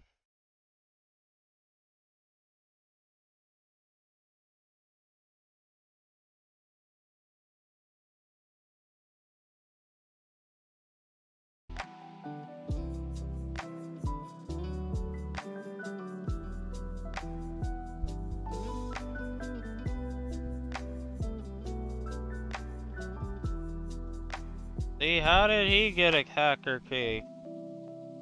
I'm the hacker known as 4chan.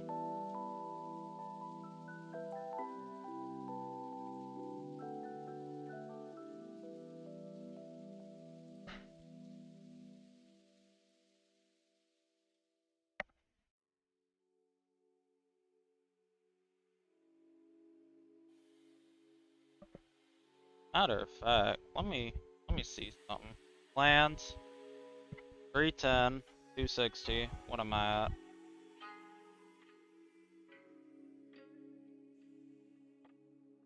240.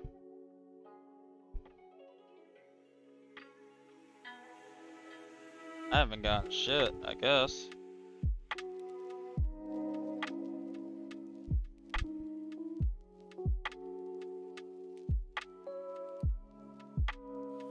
I guess I'm gonna also do this.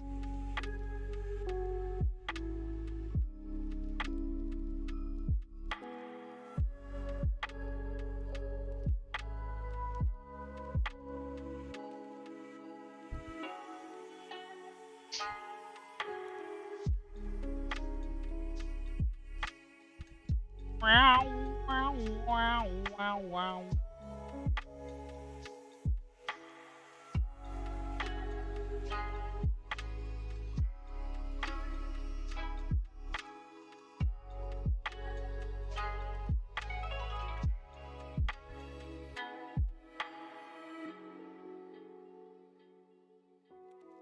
About fucking time. Did I get some keys? Dog. What?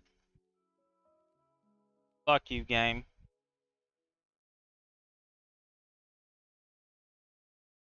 Oh, it's just so lucky right whenever the fucking hacking surge stopped. I just no longer get fucking whatever, man. Who cares anymore?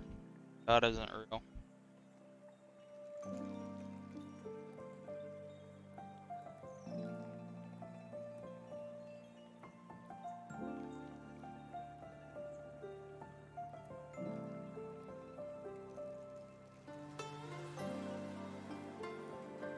wait, hold on.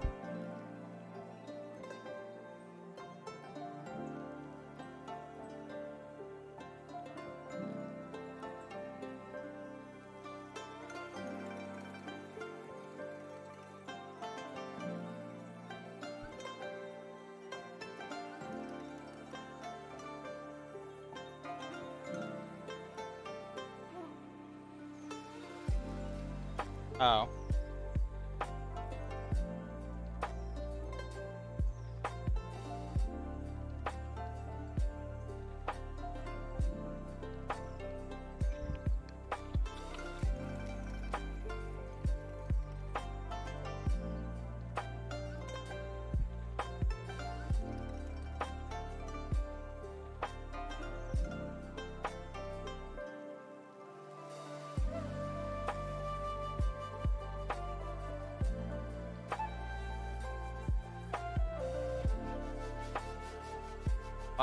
Why does this shit sound Asian? What the fuck? No, but you can have a shit ton. Like, you can, like, get a shit ton of coins to the point where you're able to, like, do that, but as of, like, just regular doing it right now, I would say no. Come up on. Oh yeah, this was the video I'm watching earlier. I will send you that video. Watch that instead of listen to Asian. I love Asia. On me and swing. And dude, if you're watching, man, if any motherfucker who's watching this channel right now, if you guys don't like what I say, man, show me your face. Brayton was certainly not a man weary of confrontation and had a short temper. As many of you know, this reactionary attitude is what feeds internet trolls and stokes them to attack even more. But Howard didn't seem to give a shit. Trolls and online drama aside, Brayton seemed to have been doing well for himself. All things considered, he was growing his fan base rapidly, and his various entrepreneurial ventures were doing well. I don't mind. The future looked It's just bright I gotta from an find something outsider's interesting. perspective. But the man had demons. Vices that would cause a speed bump in his upward trajectory that he had been experiencing so far. It's been hinted at several times in this story, but Brayton was no stranger to drug use, and he would eventually begin to suffer from a drug addiction, in which he described himself as having an insatiable appetite for drugs. In March of 2016, he would develop an addiction to Valium, involving the man eventually confessing to snorting the pills and boofing them, which means putting it up your asshole. Within 2 weeks of first using diazepam, I was already snorting them and putting them up my asshole. You know why? So I could get that feeling, so I could get high as f***. Later, Howard suffered an injury to his hand, which resulted in him being prescribed opioids and tramadol, which fueled him into becoming a self-admitted full-blown junkie. Howard tried his best to get clean and would get sober for a short while, but this sobriety was almost an impossible feat for him to maintain while in Cambodia, as according Why you say, okay, like that? Did I say something wrong? to him, the country had a thriving black market that just made drugs way too easy for him to get. This state of affairs led to Howard relapsing again on drugs, and as he attempted to wean himself off, the withdrawals became so difficult that he ended up not being able to sleep for 7 days. This led Howard to endure psychological issues that became increased due to insomnia. At one point, while dealing with delusions, Brayton took a butcher knife to his face and walked around the streets with an iron pipe, screaming at locals. In this video here from February of 2017, you can see some of the scars on his forehead from that butcher knife. Oh. What's going on, y'all? Got my emails here. Hold on. Get a sip of my little coffee here. I got a nice Brazil roast. Tomorrow I'm gonna try my Colombian. All right.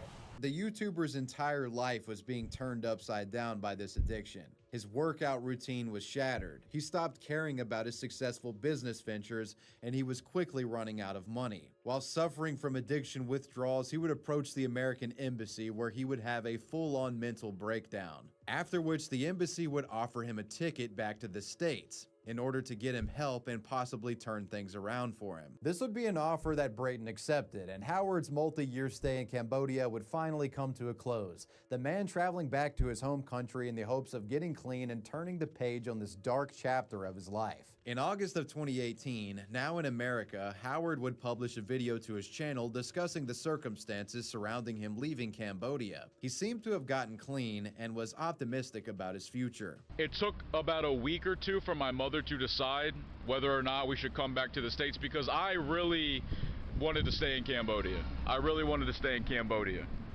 But, you know, I was talking to my friends there about it, and they were like, man, you know, don't do something you might regret. I think you should stay here in Cambodia and just try to stay clean, keep your business going, try to meet a good woman out here, stay clean, blah blah blah blah blah blah blah. But after talking to my family and my brother, and my mother and I, we were all talking about it, and it just wasn't a good idea for me to stay out there with the easy access to drugs. And that was the main catalyst, was the easy access to drugs. Most of No Joke's content at the time would be him traveling around the US, as well as videos reminiscing about his past days in Cambodia, you know, speaking on his experiences nostalgically. He would also talk about preparations for travel that he was making for Mexico, as he was going to go there to have a hand surgery. In November of 2018, Brayton would travel to Mexico City, where he would upload videos updating his viewers about his journey. On December 14th, 2018, he uploaded a video talking about his first day in Mexico City. His content then transitioned to what it was like in Mexico City and what the people were about, similar to the type of content that he made in Cambodia. It started to look like Howard had decided not only to visit Mexico, but he might be living there permanently going forward. Around this time, he would also start a podcast called The B-Hole, which he recorded with two of his friends from high school. As he traveled through the country, he continuously uploaded videos documenting his stay in Mexico up until April of 2019. His last regular video on his channel would be a discussion of which country is better, Mexico or Cambodia. And the very last upload made by Howard ever to the internet was the final episode of his podcast on April 30th of 2019. In the podcast, No Joke talked about how everything was going well for him. Says he was teaching Muay Thai classes and doing good, getting swole in the gym. And things are going well, man. Things are going well. Obviously, I get to work out for free, starting to put on some mass, starting to put on some fucking traps, bro. That's right. And yeah, teaching lots of classes. In fact, tonight I got teaching a Muay Thai group class, which I actually really love teaching the group classes, man. Teaching like boxing classes, Muay Thai, fight conditioning classes, all that type of shit. After this upload, the No Joke Howard channel would become completely abandoned, and for a short period of time, nobody really knew where No Joke Howard had gone. Did he get lost in Mexico, or maybe he had a run-in with the cartel? He was known to have a pretty bad temper, so anything was possible. Unfortunately, it wasn't a going missing or being kidnapped situation.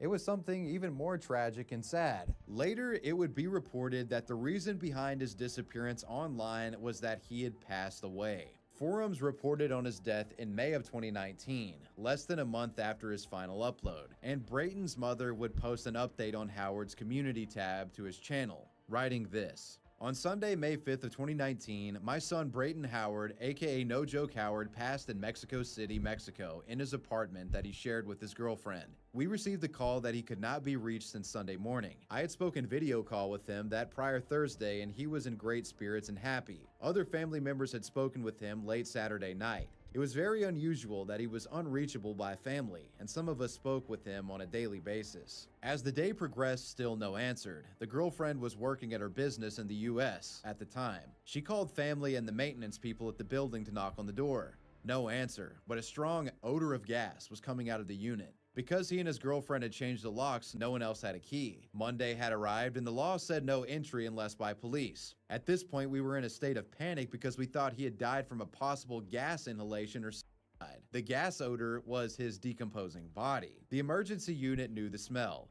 It was Monday after 8 p.m. that the locksmith, Her family member, ambulances, medics awaited for the police to arrive. Once they arrived, the locksmith opened the door. My son was found dead in the shower, deceased, in fetal position on the shower floor. He had been in a hot shower for over 40 hours following his death. Because of the nature of his body, evidence found in the neighbor incident, it was initially a homicide investigation. After a full investigation performed by the police, there was no foul play whatsoever involved. He died from a massive heart attack, which I will disclose that information later in the story. The family couldn't go down to Mexico to retrieve him due to lack of funds, so his girlfriend was appointed as power of attorney.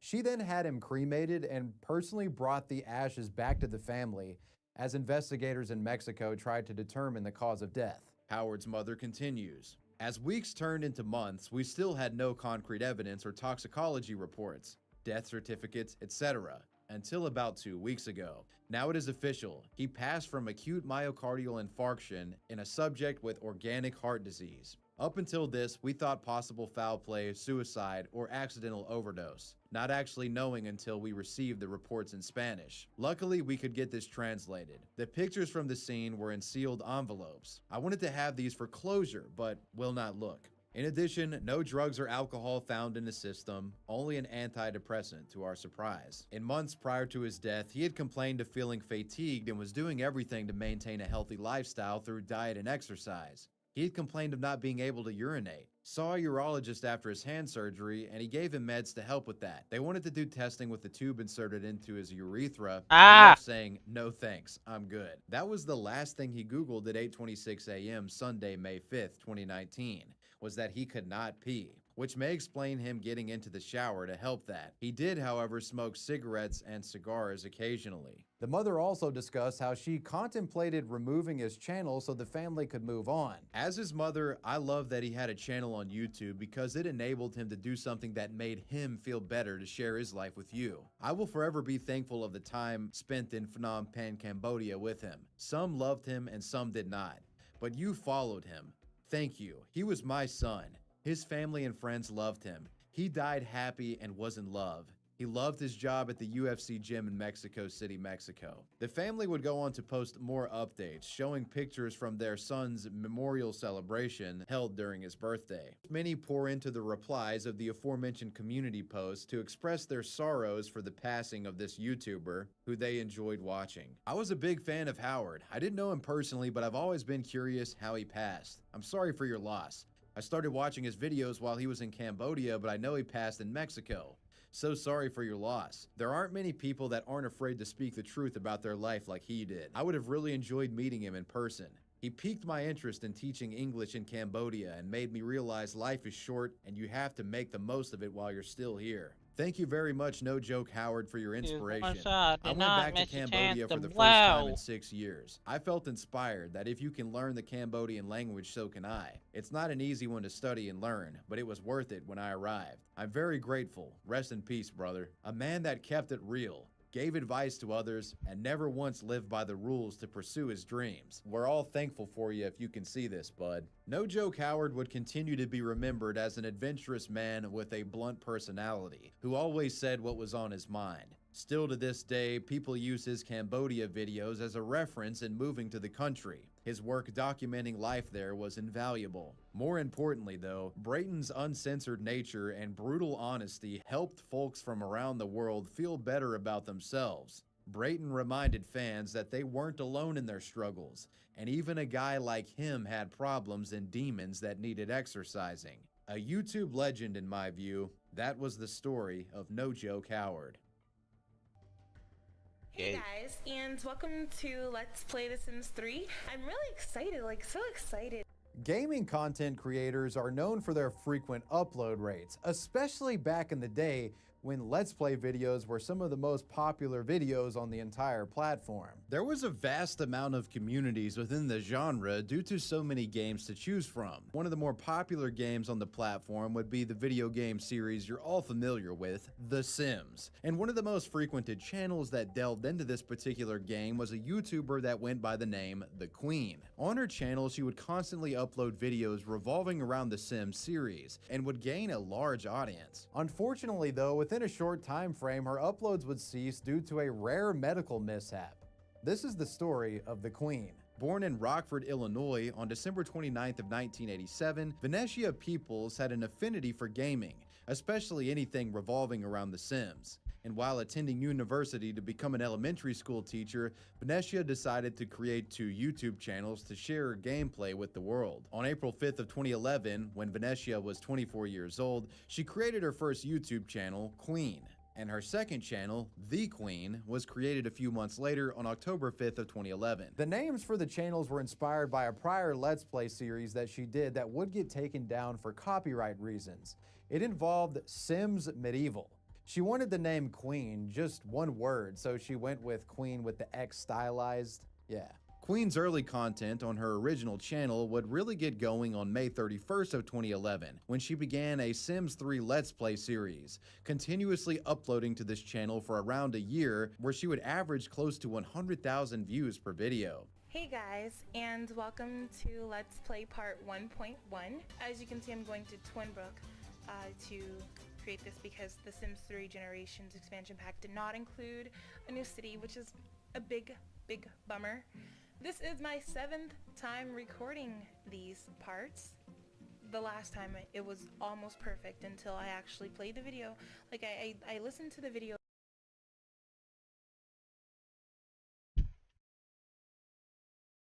Wait, what? On.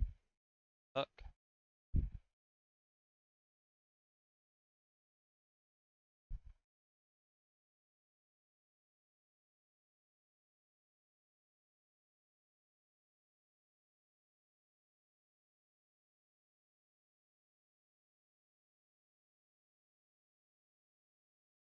Of course, for like maybe the first 20 seconds.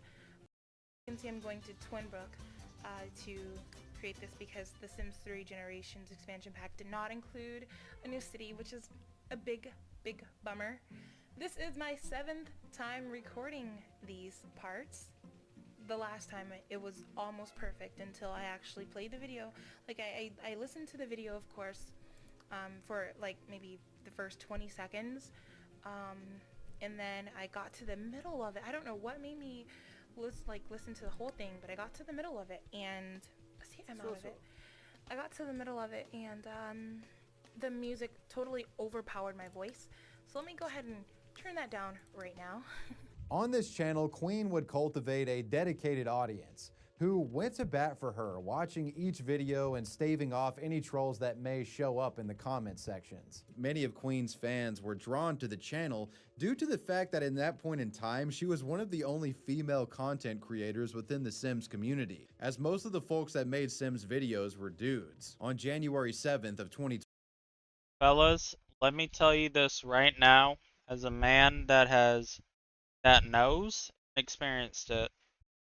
If you get with a girl and she is very in love with playing The Sims 4 run, that bitch is evil. You will watch that bitch practice eugenics in real time. Sorry, I just had to say that. 12, the Queen reached 10,000 subscribers and celebrated with a giveaway. And in a later video, she would plug her sister's channel, Alicia, who was also making some Let's Plays. Let's see here. Also, my sister started a channel. She's going to be doing MapleStory LPs. She's new, and her first video went up of her commentating. And again, it's her first ever time doing it, so check it out, and if you like her, subscribe. On her first channel, she would continuously make content revolving around Sims gameplay until May 9th of 2012, where she would announce that she was permanently moving on to her second channel, The Queen. Queen's upload on her second channel would be on February 20th of 2012, which consisted of Venetia showing off the gym that she had built in Sims 3. Hey guys, so I finally made that gym with the vertical challenge rock wall. I love it. I think it came out really nicely. This is it, obviously, but I think it came out just like a lot better than I expected. The inside is it's definitely a gym, but there's Wow. Hey, let me check Discord. I guarantee these bitches are talking about a better fucking thing to use. Hold on. So much more to it. Like it's more like a place where you can come and hang out with your family. So I guess it's kind of like a family gym or whatever, you know, like not just for adults, but for everyone. On April 13th of 2012, Queen would announce that she had reached the 10,000 mark on her second channel as well, and by this point she had become a figurehead of the Sims community. Aside from Sims content, Queen also dabbled in games like The Walking Dead, Left 4 Dead 2, and SimCity. Within her short time spent on the platform, Venetia was able to cultivate a decent-sized audience due to her pleasant voice and gregarious personality. Quite a few of her videos that revolved around Sims content would get over 1 million views, as she attained over 100,000 subscribers in total. But alas, as her channel was continuing to climb, Venetia would experience problems with health that led to her being hospitalized, and her life was put in jeopardy here. On June 29, 2013, Queen released a video titled The Sims 3 Island Paradise, Queen's off-camera household, where she talked to her viewers about how she was sick and that she was planning on heading to the hospital on Monday, July 1st for a surgery. Hey guys, it's Queen. Wow, I sound a lot better than I thought I was gonna sound a minute ago. I'm really sick, guys, like really sick. But I wanted to do these videos anyway for you, and I want to let you guys know something.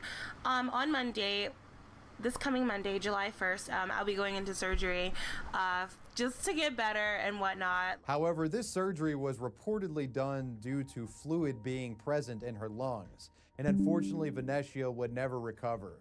On July 20th, 2013, her sister would confirm that the Queen had passed away. Many fans and detractors would take to the forums to speculate on how Queen had actually died. Her face would end up getting leaked onto the internet at some point, and many thought that her death may have been due to her weight and an unsuccessful gastric bypass surgery. But then again, this was just rampant speculation from a fan base looking to unearth a conspiracy. However, the news eventually traveled throughout the forums that she had died due to having issues with fluid in her lungs.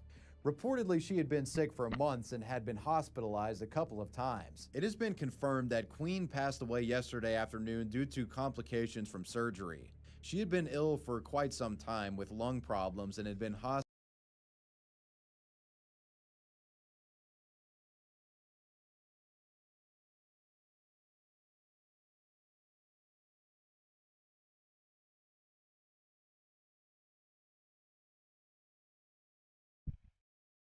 One of the fastest ways to wind up behind bars when it comes to YouTube is by issuing direct threats, be it vitriolic videos targeting a race, law enforcement, or even specific private citizens. There have been many out there that have found themselves in precarious legal circumstances as a result of them issuing threats on this platform, and today we'll be looking at some of the most extreme cases. These are the threatening videos of YouTube. So, you want to try to bring me down? I will fucking kill you and your whole fucking family, alright? So go ahead and fuck with me, alright? Try it. The story of Yeah, Joe pussy. Pacini is a tragic case involving a delusional man who apparently got into an altercation at an LA fitness gym. Following this, he would upload a bizarre series of obsessive and paranoid videos. This video series would end in bloodshed.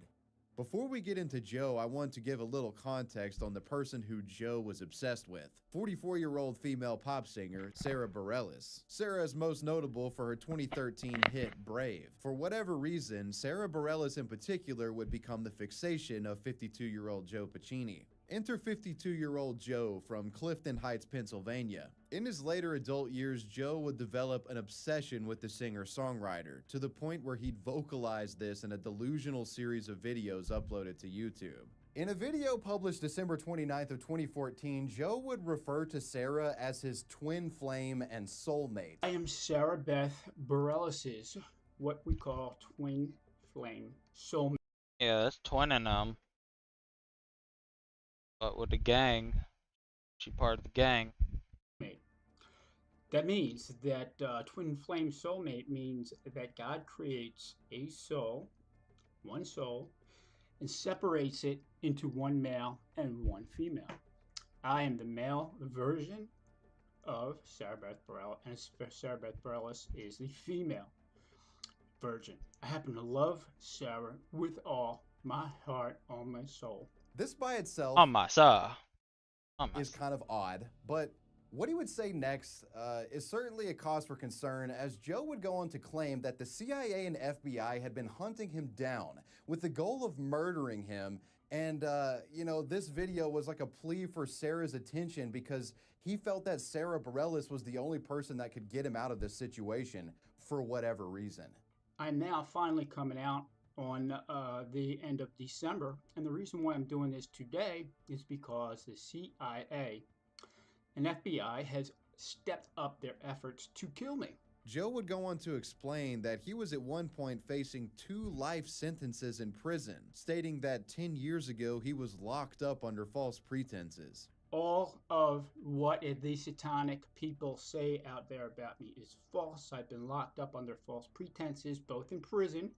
I had 2 lifetime prison sentences when I was sitting in a prison cell 10 years ago. I can't find any evidence of this being true. I was also locked up into several insane asylums because of my immediate family, my mother, my sister, my 2 sisters served the beast, and I serve Jesus Christ, our Lord and Savior. You can dial 911 and say, "Oh my God, Joseph Anthony Pacini, he's a South Philly Mafia hitman." And although my family's affiliated with those people, I have nothing to do with it. I've had nothing to do with it for quite some what? time. The delusional man also stated that his family was associated with Satan and that they were trying to stop him by getting him incarcerated. And it just gets crazier. Joe would then go on to claim that he had proof of him being gang stalked by the authorities. And this was due to an agent by the... I love gang stalking. That's one of my favorite things ever. Like, yeah, man, you're getting gang stalked. Specifically you. Sure. You weren't schizo at all. You're getting gang stalked. I was just saying that. You don't know what gang stalking is. These people think that there are people that are following them everywhere they go. For some fucking reason. They feel like they're getting paid.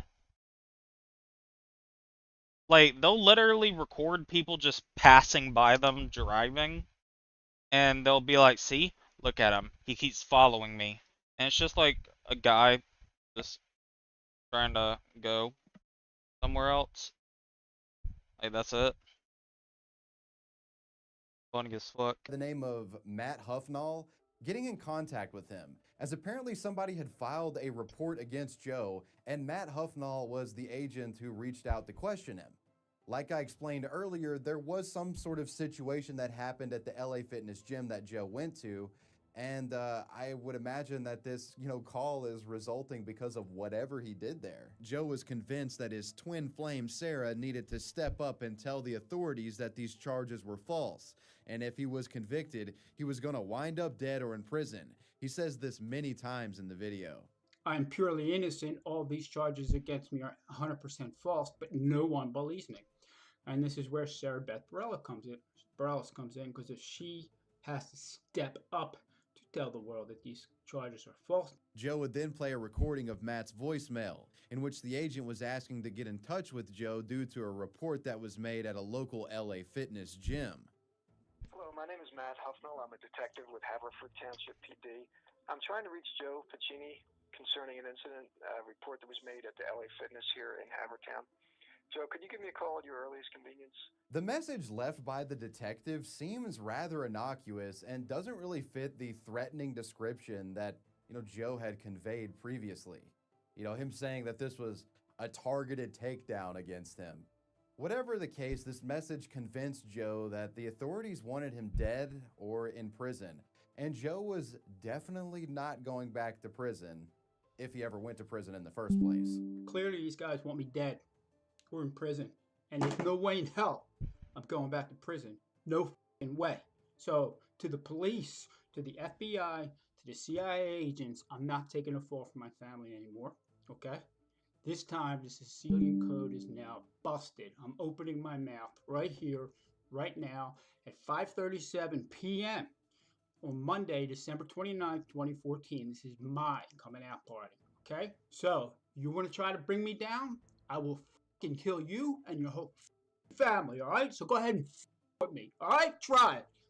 Now, Sarah, this is up to you to come out and save me. We got probably 12 to 24 hours tops. I'm waiting on you. On December 30th, 2014, Joe released another video that was an attempt to negotiate with the agent who had been trying to get in touch with him. Joe gave the agent 3 choices. Your people destroyed me, tortured me, and continue to destroy me every day, every second. It all stops now. So, okay, here's your options.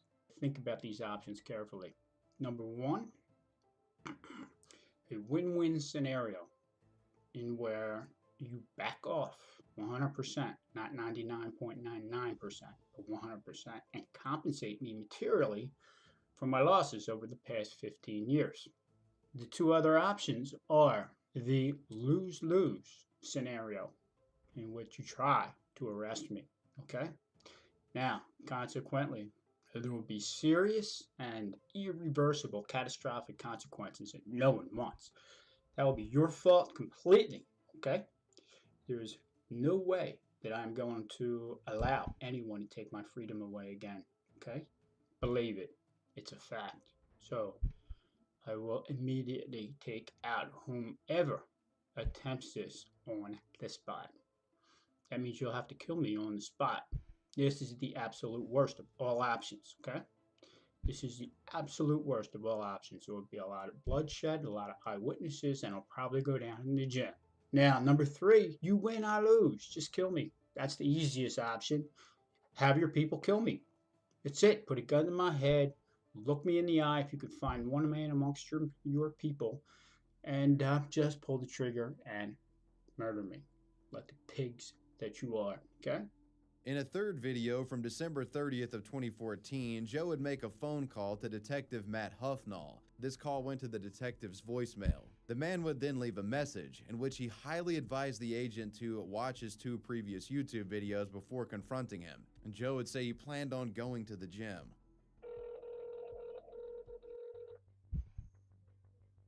Hi, this is Detective Matt Huffnall. Please leave me a message including your name and number, and I'll return your call as soon as possible. Thank you. Hey, Matt, Joe Piccini here. It's 4:04 p.m. Listen, man, I'm heading out, so you're not going to be able to get back to me. I'll be in the gymnasium, but before you decide to load up your police wagon and come to the gym and arrest me, I highly recommend that you view the 2 messages, voicemail messages that I uploaded to my YouTube account. Simply go to youtube.com/ type Joe Piccini in, and there are 2 messages there, one from yesterday and my answer response to today's conversation, which I guess we did not have. So that means our conversation is ended, and as far as I'm concerned, we're going to move on from there. So check out both those videos, and then before you do anything, respond to me, okay? I'm just going to the gym to work out, and hopefully there will be no problems. Check that out before you do anything, my man. Later. After the threats were made, the police took this very seriously and secured an arrest warrant for Joe Piccini. But like Joe had said in his videos, he was not going back to prison. As Joe left the home in nearby Clifton Heights, the local authorities as well as police from reportedly 3 different departments were tailing him. As Piccini approached an intersection within Drexel Hill, the officers attempted to pull him over, but Joe was not going to comply. Instead, he put his vehicle into reverse and slammed into the front of the police cruiser that had been behind him, nearly injuring one of the officers in the process. The police weren't taking any chances with this man, and they immediately opened fire on Joe's vehicle, reportedly firing at least 22 shots. Joe was hit by police gunfire and died almost immediately. Joe was clearly suffering from a mental health crisis at the time of these events, but it's difficult to pinpoint exactly what caused this bizarre lashing out. The celebrity obsession, the vague, ominous references to the past and his family. What did it really all mean? It's important to note that Joe had a history of aggression, as it would later be reported that Pacini was arrested in 2005 for threatening his landlord. Additional details trying to explain his behavior would come in a testimony from Joe's former girlfriend, who would tell reporters that the man suffered from Huntington's disease, which was hereditary in his family. The man's father suffered from it as well and wound up committing suicide when Joe was 21 years old. While the disease is more commonly known for its physical effects on the body, it can present itself with mental and emotional symptoms akin to what one might find in a paranoid schizophrenic. Perhaps this disease contributed to Joe's mental degeneration. In regard to Joe's claims of going to prison in the past, I have found no such record of this.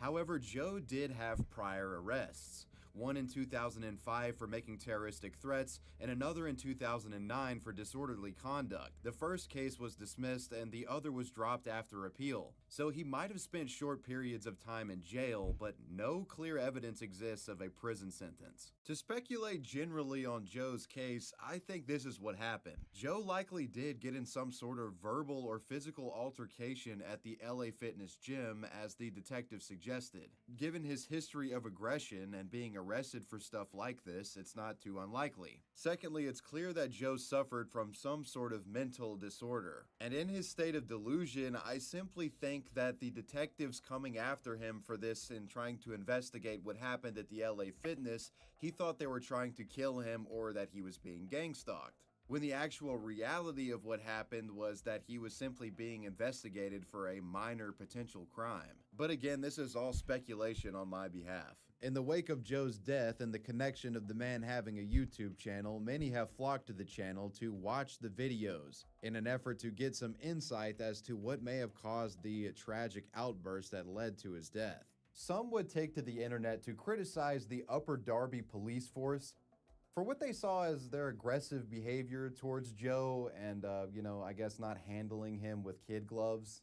He would still be alive if you guys didn't pursue him. This guy seems to have textbook paranoid schizophrenia involving cops. I know, let's go confront him heavily with our 0 hours of training in dealing with the mentally ill. Some even claim to have known the man and have left comments like this. I went to college with Joe and lived in Wildwood, New Jersey with him one summer in the early 80s. The man in this video was not the Joe Pacini that I knew and respected. Clearly this was a disturbed man. May God have mercy on his soul, and may his memory be eternal in the hearts of those who loved him. The Joe Pacini story is pretty sad, as it's clear that he was paranoid, had some mental illnesses going on, and they were totally out of control. He had no one there to bring him back to earth, bring him back to like a calm state. He just seemed lonely and was reaching out to the void with these videos. Sadly, it ended in the man's death, and thankfully no one was injured, but that's the story of Joe Pacini. You would expect someone with a name like Chad Stoner to be a pretty chill and almost automatically likable dude. Well, despite the star of our next story sporting such a humorously based name, describing him as chill couldn't be more inaccurate. And in regards to likability, well, that just depends on who you ask, I guess. The saga that involves Chad Stoner is a mostly obscure collection of YouTube videos uploaded to the site by Chad and his girlfriend, Emily Winend. At the time, they were both in their late 20s. Chad was certainly no stranger to challenging his local government. In fact, many recordings of him doing exactly this exist on the internet. And this in principle is admirable. However, what you find is that Mr. Stoner is willing to take things beyond civil criticism, and he's willing to engage in threatening behavior. Behavior that would eventually lead him into getting into some serious shit. In a video from April 7th, 2016, Chad has an argument with some of the council members after being told not to record. Also, there's no videoing in the meetings. It's a public meeting. What's that? It's a public meeting. It's a public meeting. You can't stop him. How about that, huh? Imagine that. I would've punched the fuck out of him. Fuck you say, bitch? Can I ask one question? Sure. This goes on every month. You don't even pay taxes in Caughnawaga Township. I don't pay taxes in Caughnawaga Township. Are you a property owner of Caughnawaga Township? Because there's no record of it. Oh yeah? I pay rent, and therefore my rent goes to township taxes. It would escalate about a month after this on May 3rd of 2016, when Chad would then again speak publicly and claim that the prior event was a prejudiced attack against him by the elected council members. Last month's meeting, I tried to come in here and voice my opinion and ask a few questions, and in doing so, I got Mr. Brian Klinger here, who decided to take a blatant prejudiced attack against me by saying that I'm not welcome in here to speak my opinion because there's no record of me owning property in this township. And I don't know why you seem to think that you had the right to sit here at this table and belittle me and harass me with your vulgar statements that you did, but that was nothing but a sad example of the degradation that this township is falling ill to. I think it also shows that you're an infantile, egotistic megalomaniac with wild delusions of grandeur. And for that, I demand a written letter of apology from you. You know, all of this because somebody questioned if it was right for him to be able to speak at these meetings because he wasn't allegedly a taxpayer for the township. After demanding this apology, Chad would have much more to say, adamantly stating that he wouldn't be intimidated by anybody on the board or their private security. And you and your prejudiced attack, it doesn't scare me. If you think that it's going to make me go away, it's not. You're only going to drive me to go more. I'm not afraid of the two clowns that you have over here as your private security. And I will continue to come to these meetings as long as I have to keep addressing these issues. I'm willing to fight and die for my freedom. How far are you willing to go to try to take it? And I don't think coming in here and bitching all the time is really appropriate. Excuse me, that's actually against township decorum. Could you keep the profanity to a minimum? Holy shit, I would beat the fuck out of him. I'd be like, shut your stupid ass up. You don't pay tax here, bitch.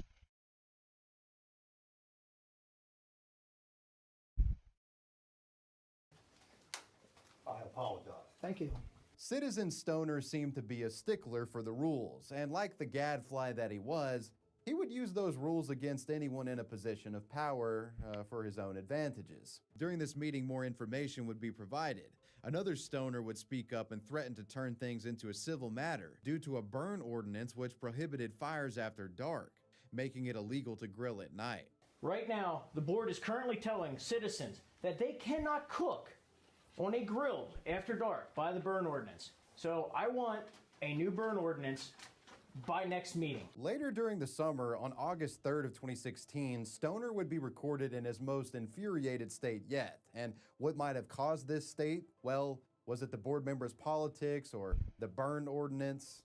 Nope. This was something as inconsequential as a microphone. At one point during the meeting, council members enforced a rule which required all speakers to approach a microphone before speaking out loud. Unsurprisingly, Chad would take issue with this courteous request, seeing it as arbitrary. This would turn into an argument between Chad and the board members, as the man refused to approach the microphone and would speak out of turn. We put the microphone up there for a reason, and that What is the reason? That's what I just asked. We want everyone to go to the microphone. Why? I'm asking. Mr. Stoner, combative as always, refused to approach the mic and podium and would continue to loudly lambast the proposition. I'll make a suggestion. No, public comment is not over. You cannot supersede my public comment after the meeting has already started. No, you can't. I will not allow you to continue on. You better call your jackbooted thugs and have them get over here. At this time, we're going to take a recess for 10 minutes. Chad got so riled up that local police would be called to the scene. Chad would argue with the officer when he arrived and was eventually detained as he refused to go outside to talk. Chad, step outside with me. You tell me why you want to talk first. I want to talk to you about you causing a disturbance in here. How am I causing a disturbance? We got a call about you causing a disturbance. I want to talk to you about it outside. I'm not causing a disturbance. Can you tell me what crime I've committed? Disorderly conduct. Oh yeah, and how is that? I got a call you. Am I being arrested for it? Come outside and talk. Am I being arrested for it? At this point, yeah, you are. All right, let's go. It would later be revealed that while he was being detained, Chad Stoner would issue what could be perceived as a threat to the officer. This reportedly being, quote, "You know that safety contingency plan? You're gonna need it." Allegedly referring to the flyers posted around the township center that instructed readers on what to do when there was an active shooter. One day later, on August 4th of 2016, the incensed Stoner, now free from jail, would return to town hall with his girlfriend, Emily Winand. Emily would record this interaction.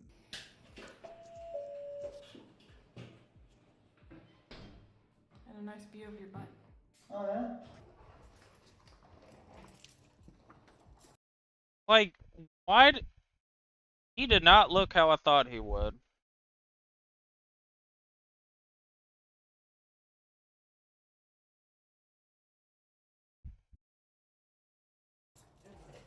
Luann.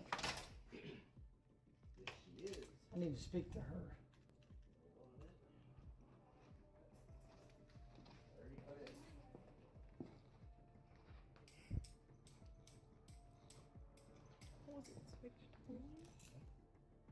Is that the microphone that caused all the trouble? That's the microphone. Not even hooked up. Not, well, it's wireless. Oh yeah? It wasn't hooked up It wasn't. yesterday either. It wasn't turned on yesterday. Oh, yeah, it was. I checked No, it wasn't. No, it wasn't. It wasn't turned on the whole time I was here, and it wasn't turned on the whole time they were here. The clerk there was already pretty familiar with Mr. Stoner, and the video shows that after Chad arrives, he wants to issue a complaint, a formal one at that. No. Oh, okay. I want this one on there. Okay. Official corruption between the Northern Regionals and Loretta Wilhide. Now wait. Yep. Okay. And Loretta Wilhide's clear and present prejudicial attacks that she is taking upon me. Now, during this exchange, Mr. Stoner would issue what was believed by authorities at the time to have been a veiled threat. During this confrontation, Chad muttered that Houston, Texas is going to turn into Conewago Township. He would later specify that Houston, Texas is where they shot all them cops. I have a feeling, now this is just my personal belief, I think if she continues to act in the way that she is, I think Houston, Texas is going to turn into Conewago Township. I'm not asking. That's where they shot all them cops. The obvious thought here is like, all right, Chad, are you insinuating that you're about to shoot some cops in the town here or what? Given the reputation of Mr. Stoner, city officials took this very seriously and alerted authorities. Chad Stoner and his girlfriend would be arrested for these alleged threats on August 5th of 2016. During the arrest, in a fit of anger, Mr. Stoner reportedly addressed the arresting detective, claiming that, quote, his days were numbered. While searching the Stoner house, officers would find within his safe a stack of notes that included the names and addresses of Northern Regional officers, including details about their significant others and their children. Also in Stoner's possession were multiple firearms, including a Winchester Model 70 .270 caliber rifle, a Remington 700 .300 caliber rifle, and a Budweiser limited edition of a Remington 30-06 rifle. Stoner was also accused of possessing a Smith & Wesson manufactured AR-15, and he was accused of obtaining multiple armor-piercing rounds of ammunition from the state of Arizona. It's alleged that Emily attempted What?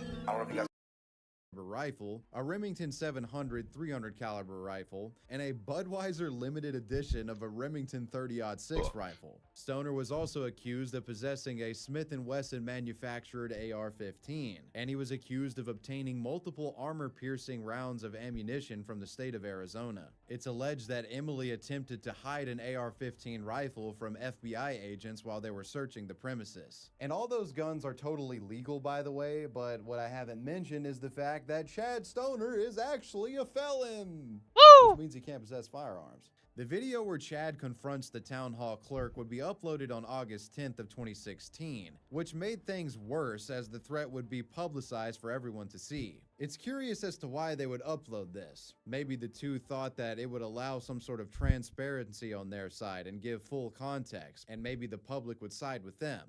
But it did the exact opposite and made Chad look kind of crazy. Chad would be charged with conspiracy and transmitting an interstate communication containing a threat to injure police officers and officials of the Conewago Township and possessing an AK-47 semi-automatic weapon illegally. Now you'd think that Mr. Stoner would maybe lay low for a bit and keep calm during all of this, but no. While awaiting trial when Chad was in jail, he would allegedly send a letter to his girlfriend instructing her to buy as many, quote, cop killer, unquote, bullets as she could because they were going to need them for whatever reason. This resulted in more charges being added to Chad. The uploaded footage from Emily's YouTube channel would be used as evidence against him, along with other documents and recordings as well. During the trial, it would be revealed that the Conewago Township officials had increased their security measures in fear of what Chad was capable of. This included installing cameras and electric buzzers, as well as having officials park in a locked parking lot. The 3 township supervisors also started carrying handguns for protection, and the township also made plans to install bulletproof glass at the transaction window. The trial only lasted 3 days, and on December 5th of 2017, Chad Stoner would be found guilty of transmitting a threat over the internet, conspiracy to commit that offense, and 2 counts of mailing threatening communications for writing threatening statements about the police and letters to his girlfriend. He would later be sentenced to 12.5 years in prison on August 30th of 2018. Emily would end up pleading guilty on October 10th of 2017 to conspiracy and obstruction of justice, and she was sentenced to serve 57 months in federal prison plus 2 years of supervised release. During court, she would publicly apologize, stating, quote, "I didn't really grasp the severity of the circumstances. I now understand why I'm here today. We didn't conduct ourselves the way we should have."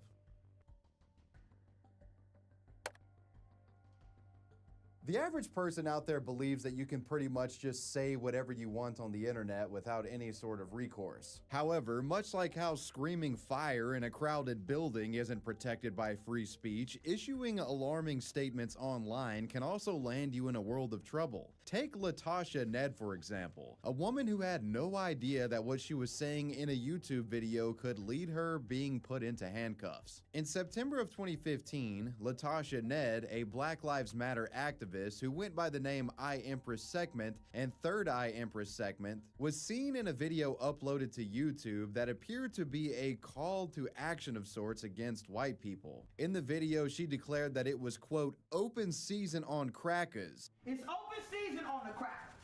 Amen, sister. Woo! They have been killing us. They've been slaughtering us. They've been taking our children. They've been putting our men in prisons. Our time is now. They f with the last that they need to f with. She at one point would stand up, revealing that she had in her hand a machete and what appears to be a handgun, proclaiming that white people need to protect themselves and issuing this statement. You need to protect your motherfucking selves because we coming for you. We coming for all you motherfuckers and all the descendants of you motherfuckers. You're living off a stolen inheritance. You're living off the blood, sweat, and tears of blacks. And we're not going to take it anymore. We want our reciprocity, and we want blood for blood. It's open season on a mother. Yeah, we want blood for blood, Crip. Let's get it. This would not be the only video the woman featured in, as Segment would be in a series of videos. She would reportedly suggest in a later video that people should walk up to untrained police and steal their weapons. That's so true, bestie. I agree with that one. Go to the nice police officer and just ask. They don't mind. Worst they can do is say no. Now, unsurprisingly, this bombastic video would make waves online, and not only did it catch the media and the public's attention, it got the attention of local police. Police would pinpoint Latasha's location, that being in Clayton County, Georgia. She actually only lived about 1.5 miles away from her local police station. The U.S. Marshal Service, FBI, as well as local and state police swarmed her house, removing her and arresting her while she was actually watching the local news coverage of her situation on television. While being arrested, the media was on the scene, and Latasha was very outspoken about her protest against being handcuffed and arrested. I've seen worse on YouTube, and all I did was say defend yourself against people that want to kill us. That's all. I never said anything more than that. Said take over police stations.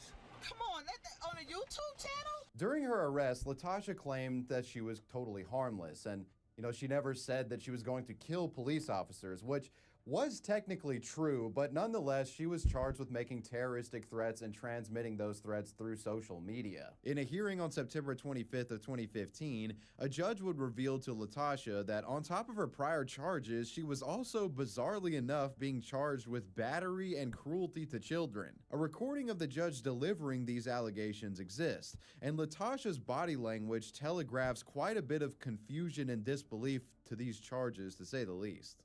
Ms. Ned is also alleged that you are charged with the state offense of battery in that on or about the 20th day of September 2015 at 7124 South Lake Parkway, apartment H4 in the city of Morrow, Clayton County, Georgia, that you intentionally and without authority made physical contact of an unwanted nature to the victim, a 14-year-old, which caused her to have visible injuries. That you did hit her multiple times with a belt and computer cord with your hands and fists, causing her to have bruising and swelling to her lower back, buttocks, and upper legs.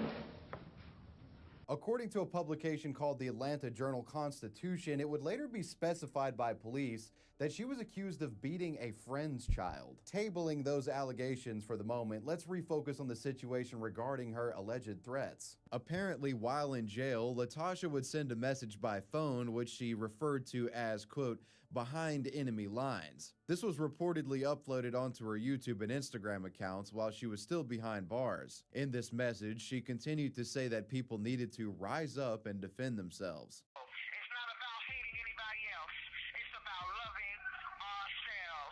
Oh wait, it's 201.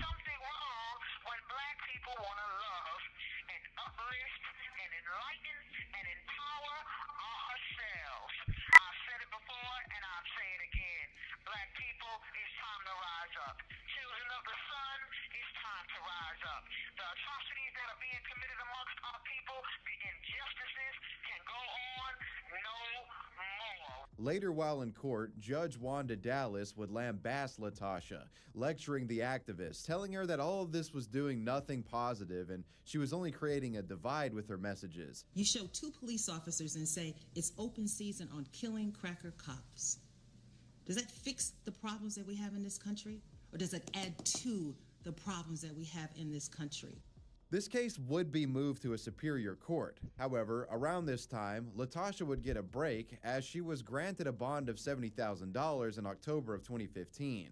Around this time, the media would also discover that Latasha's father worked for the police in Long Island. They would interview her dad, and he would say that this was a case of her daughter's message being selectively edited to make her look worse. And what does that even mean, taken out of context? Well, it's important to note that really only a small clip from Latasha's full video was being spread around the media. That clip only featured her infamous soundbite, of the woman saying, "It's open season on the crack."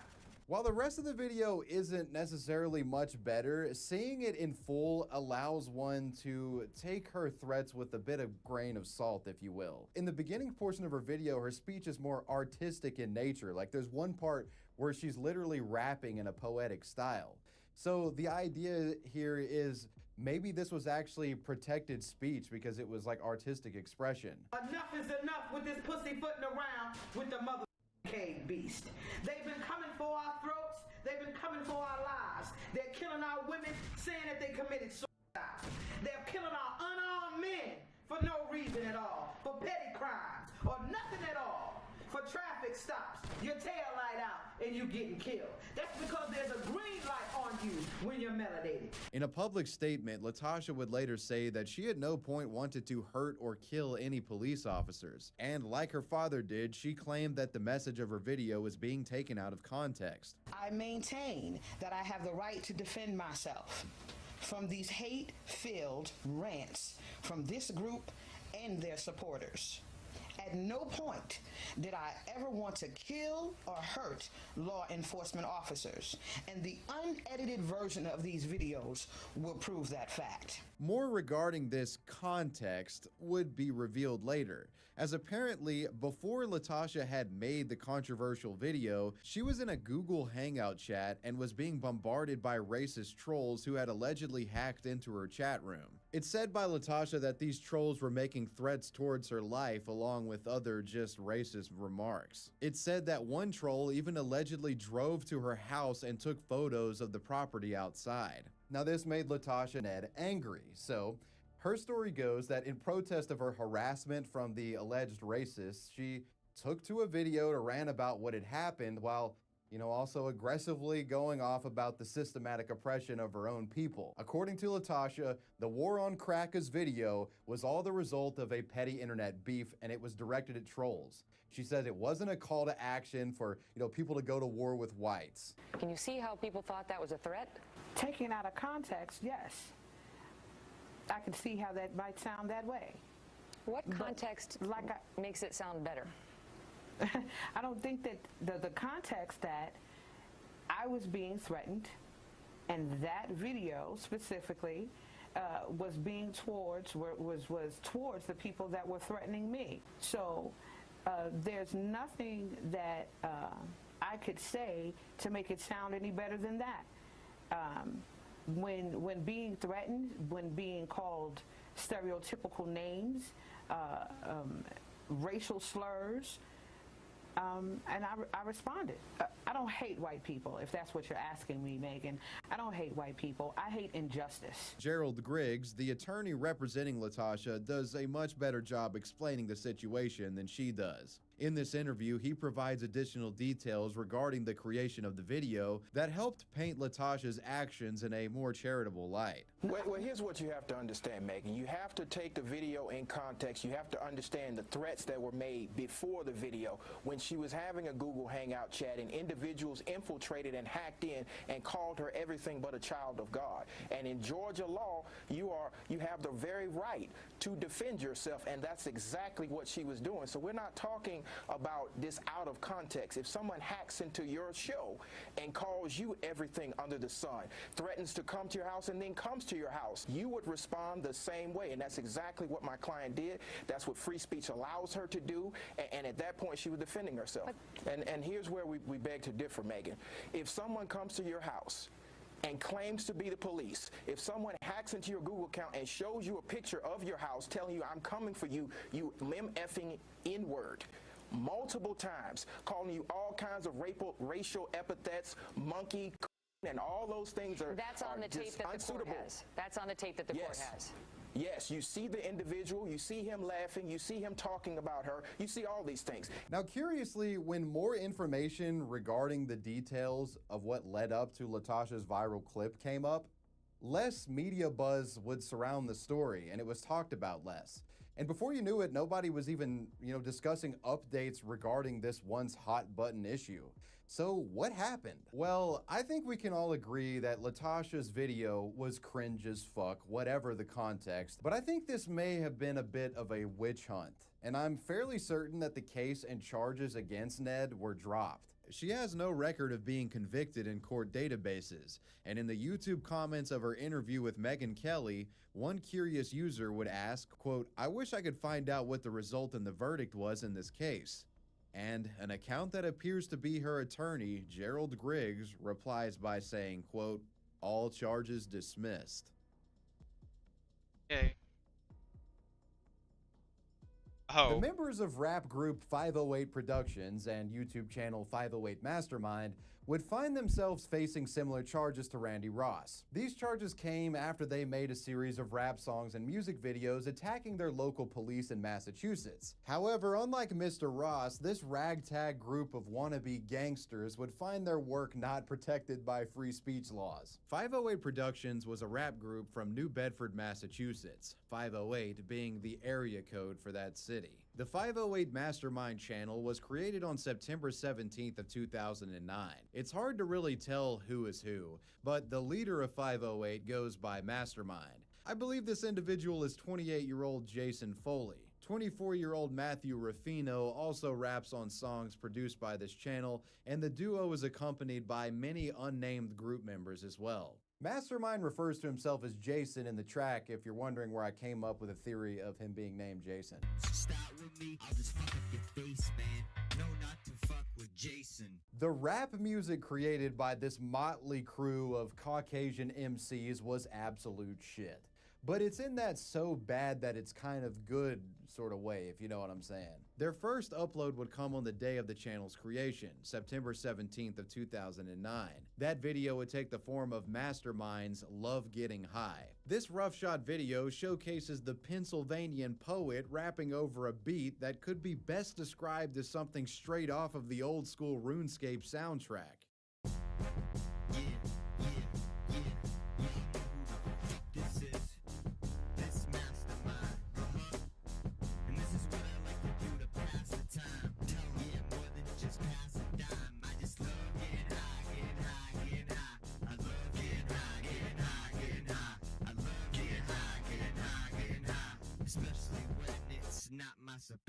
Like deadass, this sounds like some pulling up to Falador type beat.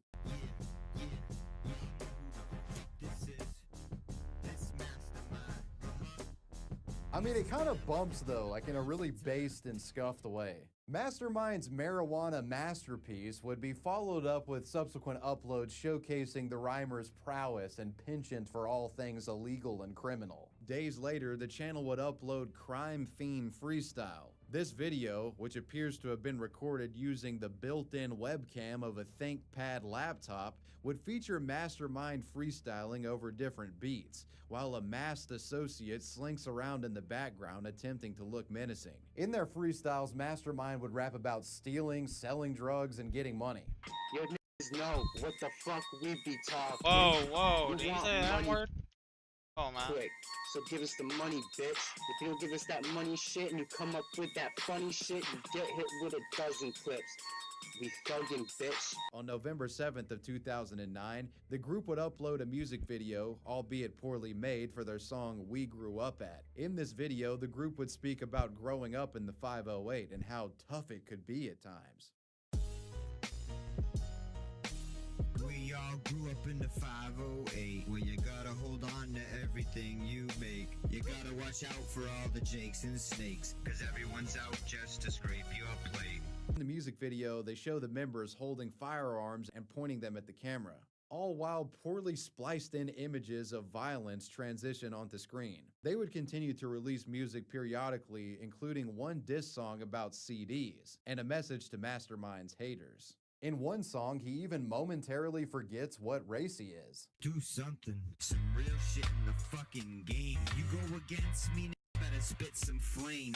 On November 16th of 2009, 508 Productions would upload their final music video, a song called Something to Say. In this video, the group would show images of masked men robbing convenience stores while rapping about shooting people. The ending of the song would have the group reenact a robbery, with the group crowding around a person pretending to beat him with bats and stabbing the person.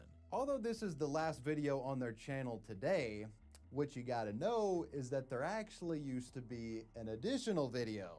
That one being a music video called Watch For Me.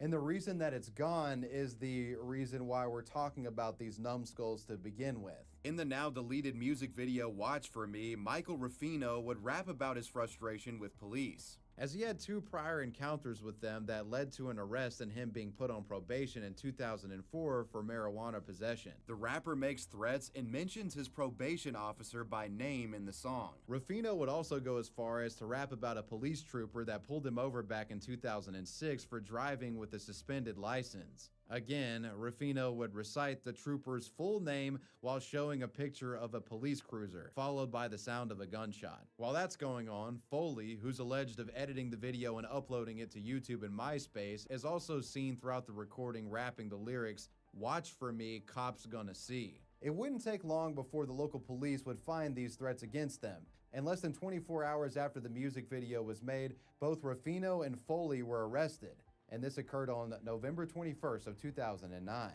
Both were charged with witness intimidation, threats to commit a crime, and threats to use a firearm. Police would later say that the music video caused significant emotional distress for the probation officer as she worried for her life. Defense lawyers would defend their client's actions, stating that these weren't direct threats towards the ones named in the song.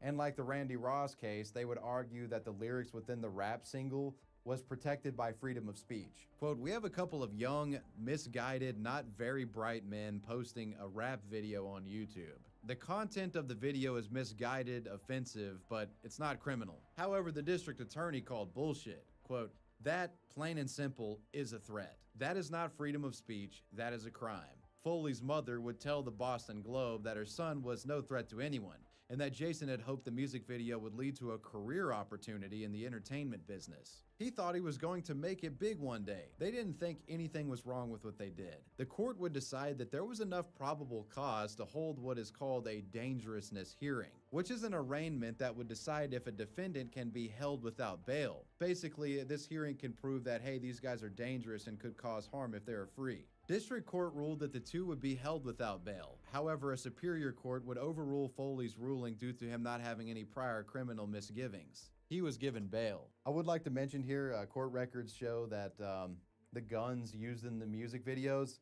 they weren't real, they were just toys. Unlike Randy Ross, though, freedom of speech wouldn't protect these two Massachusetts men, more than likely due to the fact that the rappers used actual names in making the threats against the officers. Ruffino would eventually plead guilty in early 2010 to both witness intimidation and threats to commit a crime, and he was sentenced to serve 90 days in jail. Later that year, a trial would be held for Jason Foley, and he would be convicted in December of 2010.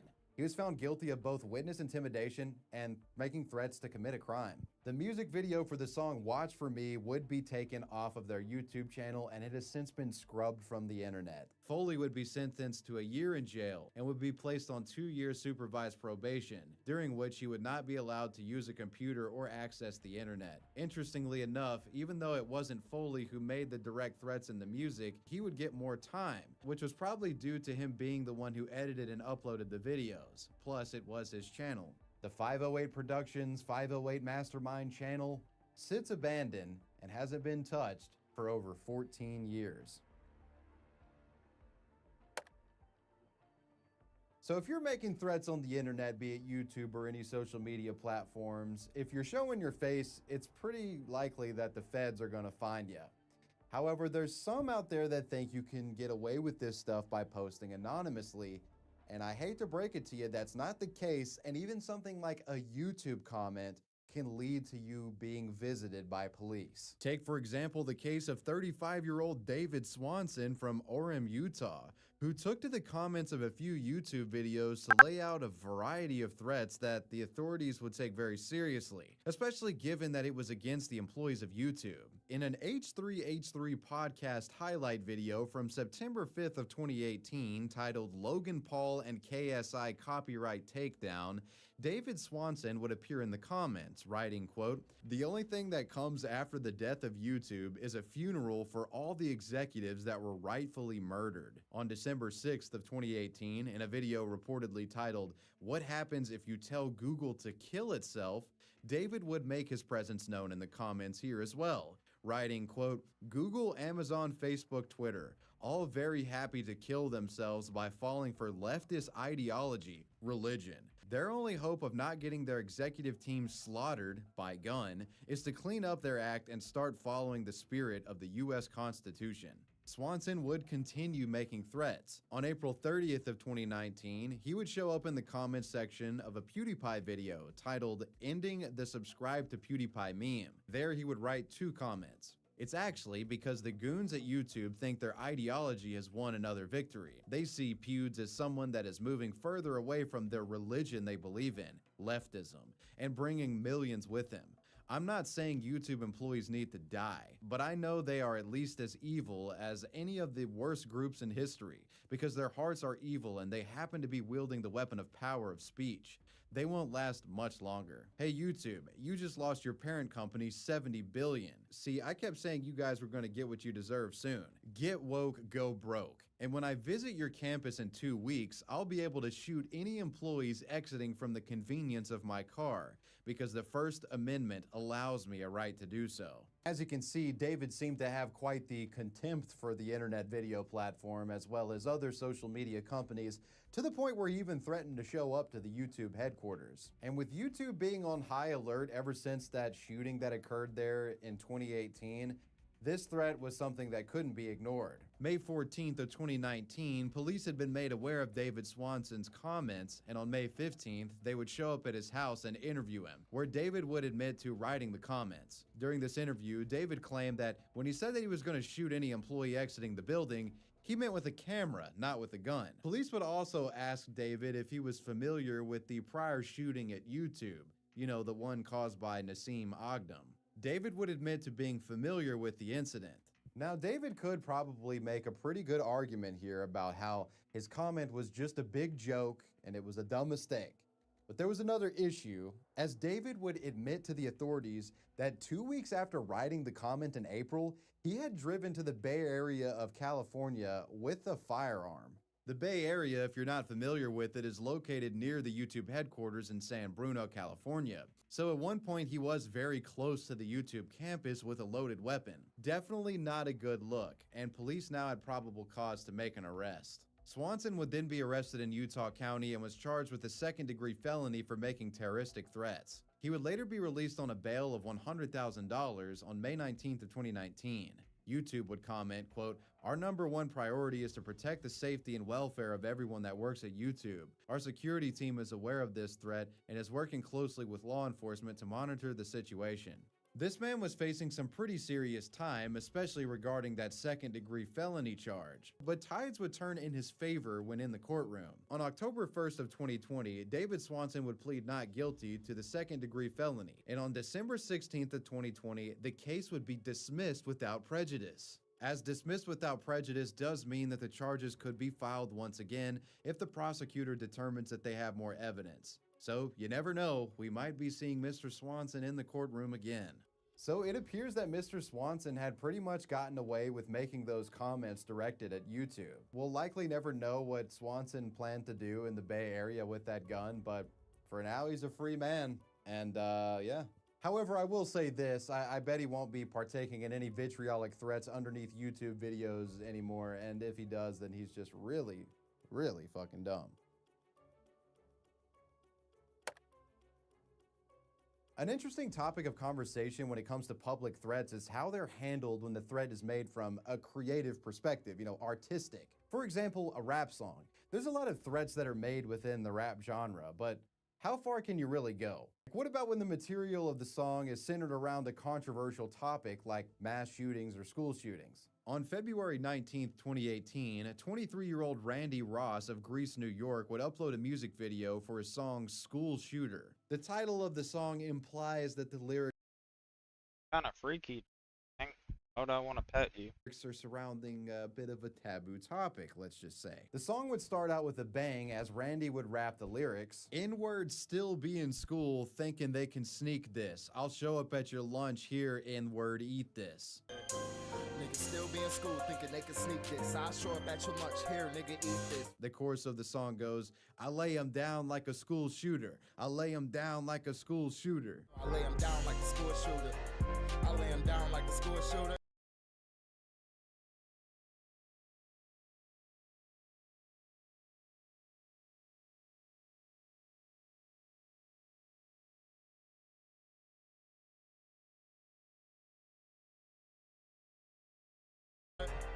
Hit my niggas for the yeah, hit my niggas for the truck. My niggas never had a job, so that's all my niggas know. It's to note that after listening to the song, even though the title had a couple of verses revolve around school shootings, the song, in my opinion, is more of just like your generic, like, gangster rap, like, fucking, you know, we're in the trap type thing. It's not really, like, super, I don't know. It's not like a 4chan post. I think people are probably expecting this to be, like, don't show up to school tomorrow, but in, like, lyric form. No, this is just your, like, run-of-the-mill rap song. No schools are actually named in the rap. There's no specific threats being issued out in the lyrics. I mean, of course, there is the fact that, you know, I lay him down like a school shooter. The song is called School Shooter. It's concerning, but... Shut the fuck up, Chili. Is it, though? In fact, Ross would later admit that I am you. I own you. What I got today, bitch. Fuck you. I own you. that although the song was written and recorded 6 months prior, he kind of rushed to make the music video, paying a friend $80 to record him. The case for such a sudden initiative was due to the national coverage for the Parkland, Florida shooting that had occurred on February 14th of 2018. Everyone's attention was on Parkland, and this was just not the right time to release such a song. The combination of the lyrics as well as the music video having footage of Randy rapping outside of Greece Arcadia High School, this combo would be a cause of concern for local officials. Now, Randy's music video, let's just say it wasn't very popular, and the few people that were listening to it were not the listeners that he wanted to have, because these listeners came with a badge and red and blue flashing lights in police cars. Yeah, the cops found it, and they didn't like it. Randy would write on Facebook, "My video has officially reached the police officials, and they have just come to my job and questioned me on everything I love. Please share my video before it gets removed." Due to the Parkland shooting, everyone seemed to be on high alert, and when concerned citizens found his music video, they called in a tip to the police, who then Dog, how fucking difficult is it to get these goddamn keys, man? Like, literally. What the frick? Like, am I tripping? I'm at 350. He at 500. He at 6. 530. Matter of fact, I can just check my phone and see what it is. made the decision not to take any chances with this guy. The Greece Central School District comments, "We were made aware of the video by a resident who also contacted Greece police. We cooperated with their investigation and were recently notified that an arrest was made. The case is evidence that the community is heeding the advice of school leaders by observing, reporting, and following up on all suspicious activity." In the wake of the February 14th school shooting in Parkland, Florida, school districts have seen an uptick in calls to anonymous tip lines. Communities are banding together to... It's just gotta be like, what is it? It's gotta be just like super rare or something.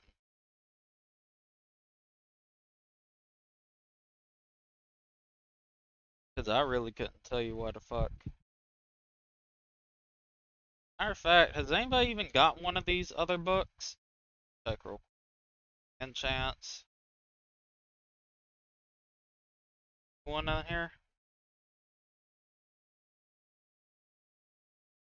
Okay. Yeah, I guess I'm not getting that one, buddy. Yep. Okay. Just making sure. Okay. Yeah, for sure. For sure. To do whatever it takes to keep our kids in schools safe. If you see something, say something. As a district, we are grateful to those who reported this video, and we appreciate the Greece Police Department for their continued partnership and proactive handling of this situation.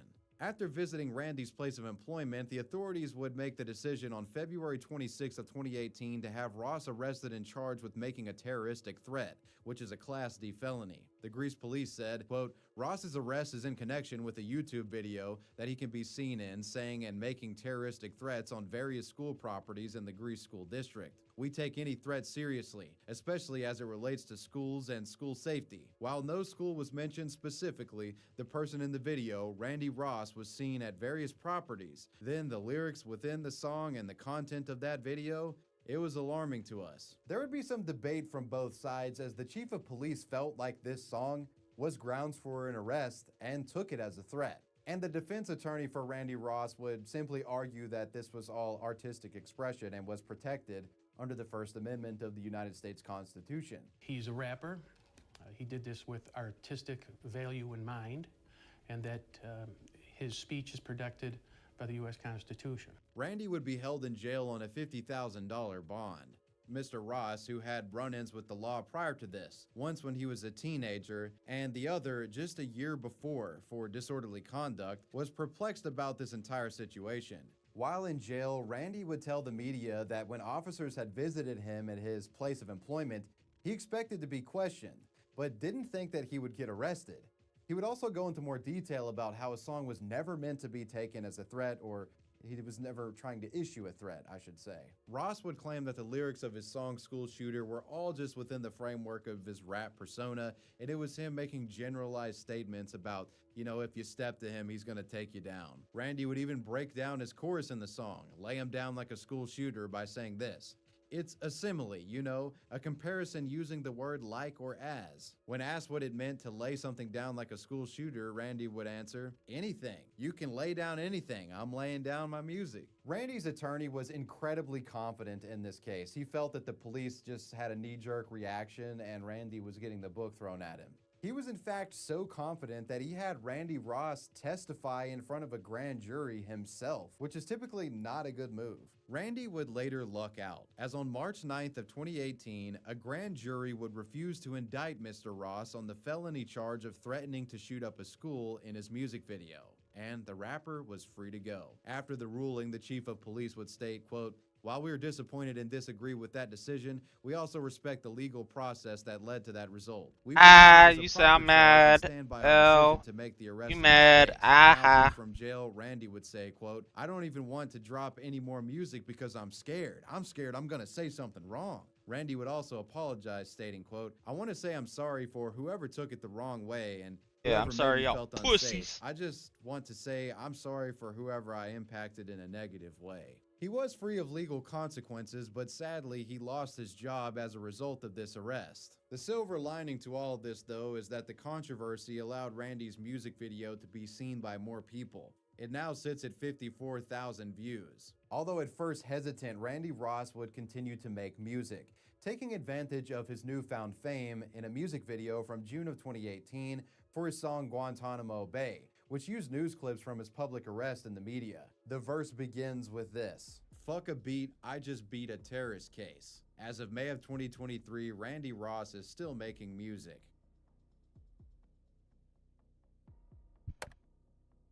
Yo, it's from the pet up. It's from the update, guys.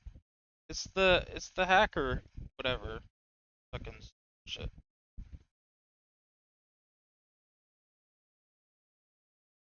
The most bizarre story surrounding YouTube threats is the case of Anon Operative 13, an anonymous related YouTube account that issued serious warnings to colleges, demanding immediate compliance or else. On April 26, 2012, a video was uploaded onto the Anon Operative 13 YouTube channel. This video consisted of a cybercrime threat against the University of Pittsburgh, titled "Anonymous Message to the University of Pittsburgh." The content was similar to that produced by Anonymous, a worldwide group of loosely affiliated hackers and social engineers known to compromise websites in the name of virtual vigilantism. Back in the early 2010s, Anonymous was very much prevalent, and I'm sure most of you remember the group. They operated by performing cybersecurity attacks and breaches on targets that they felt deserved it or were sort of betraying the trust of the public. Sometimes they just did it to fuck with people, but yeah. We are Legion, we are anonymous. In the video, a synthesized voice speaks, while visually a picture of the infamous Guy Fawkes mask from the film V from Vendetta is shown on screen. The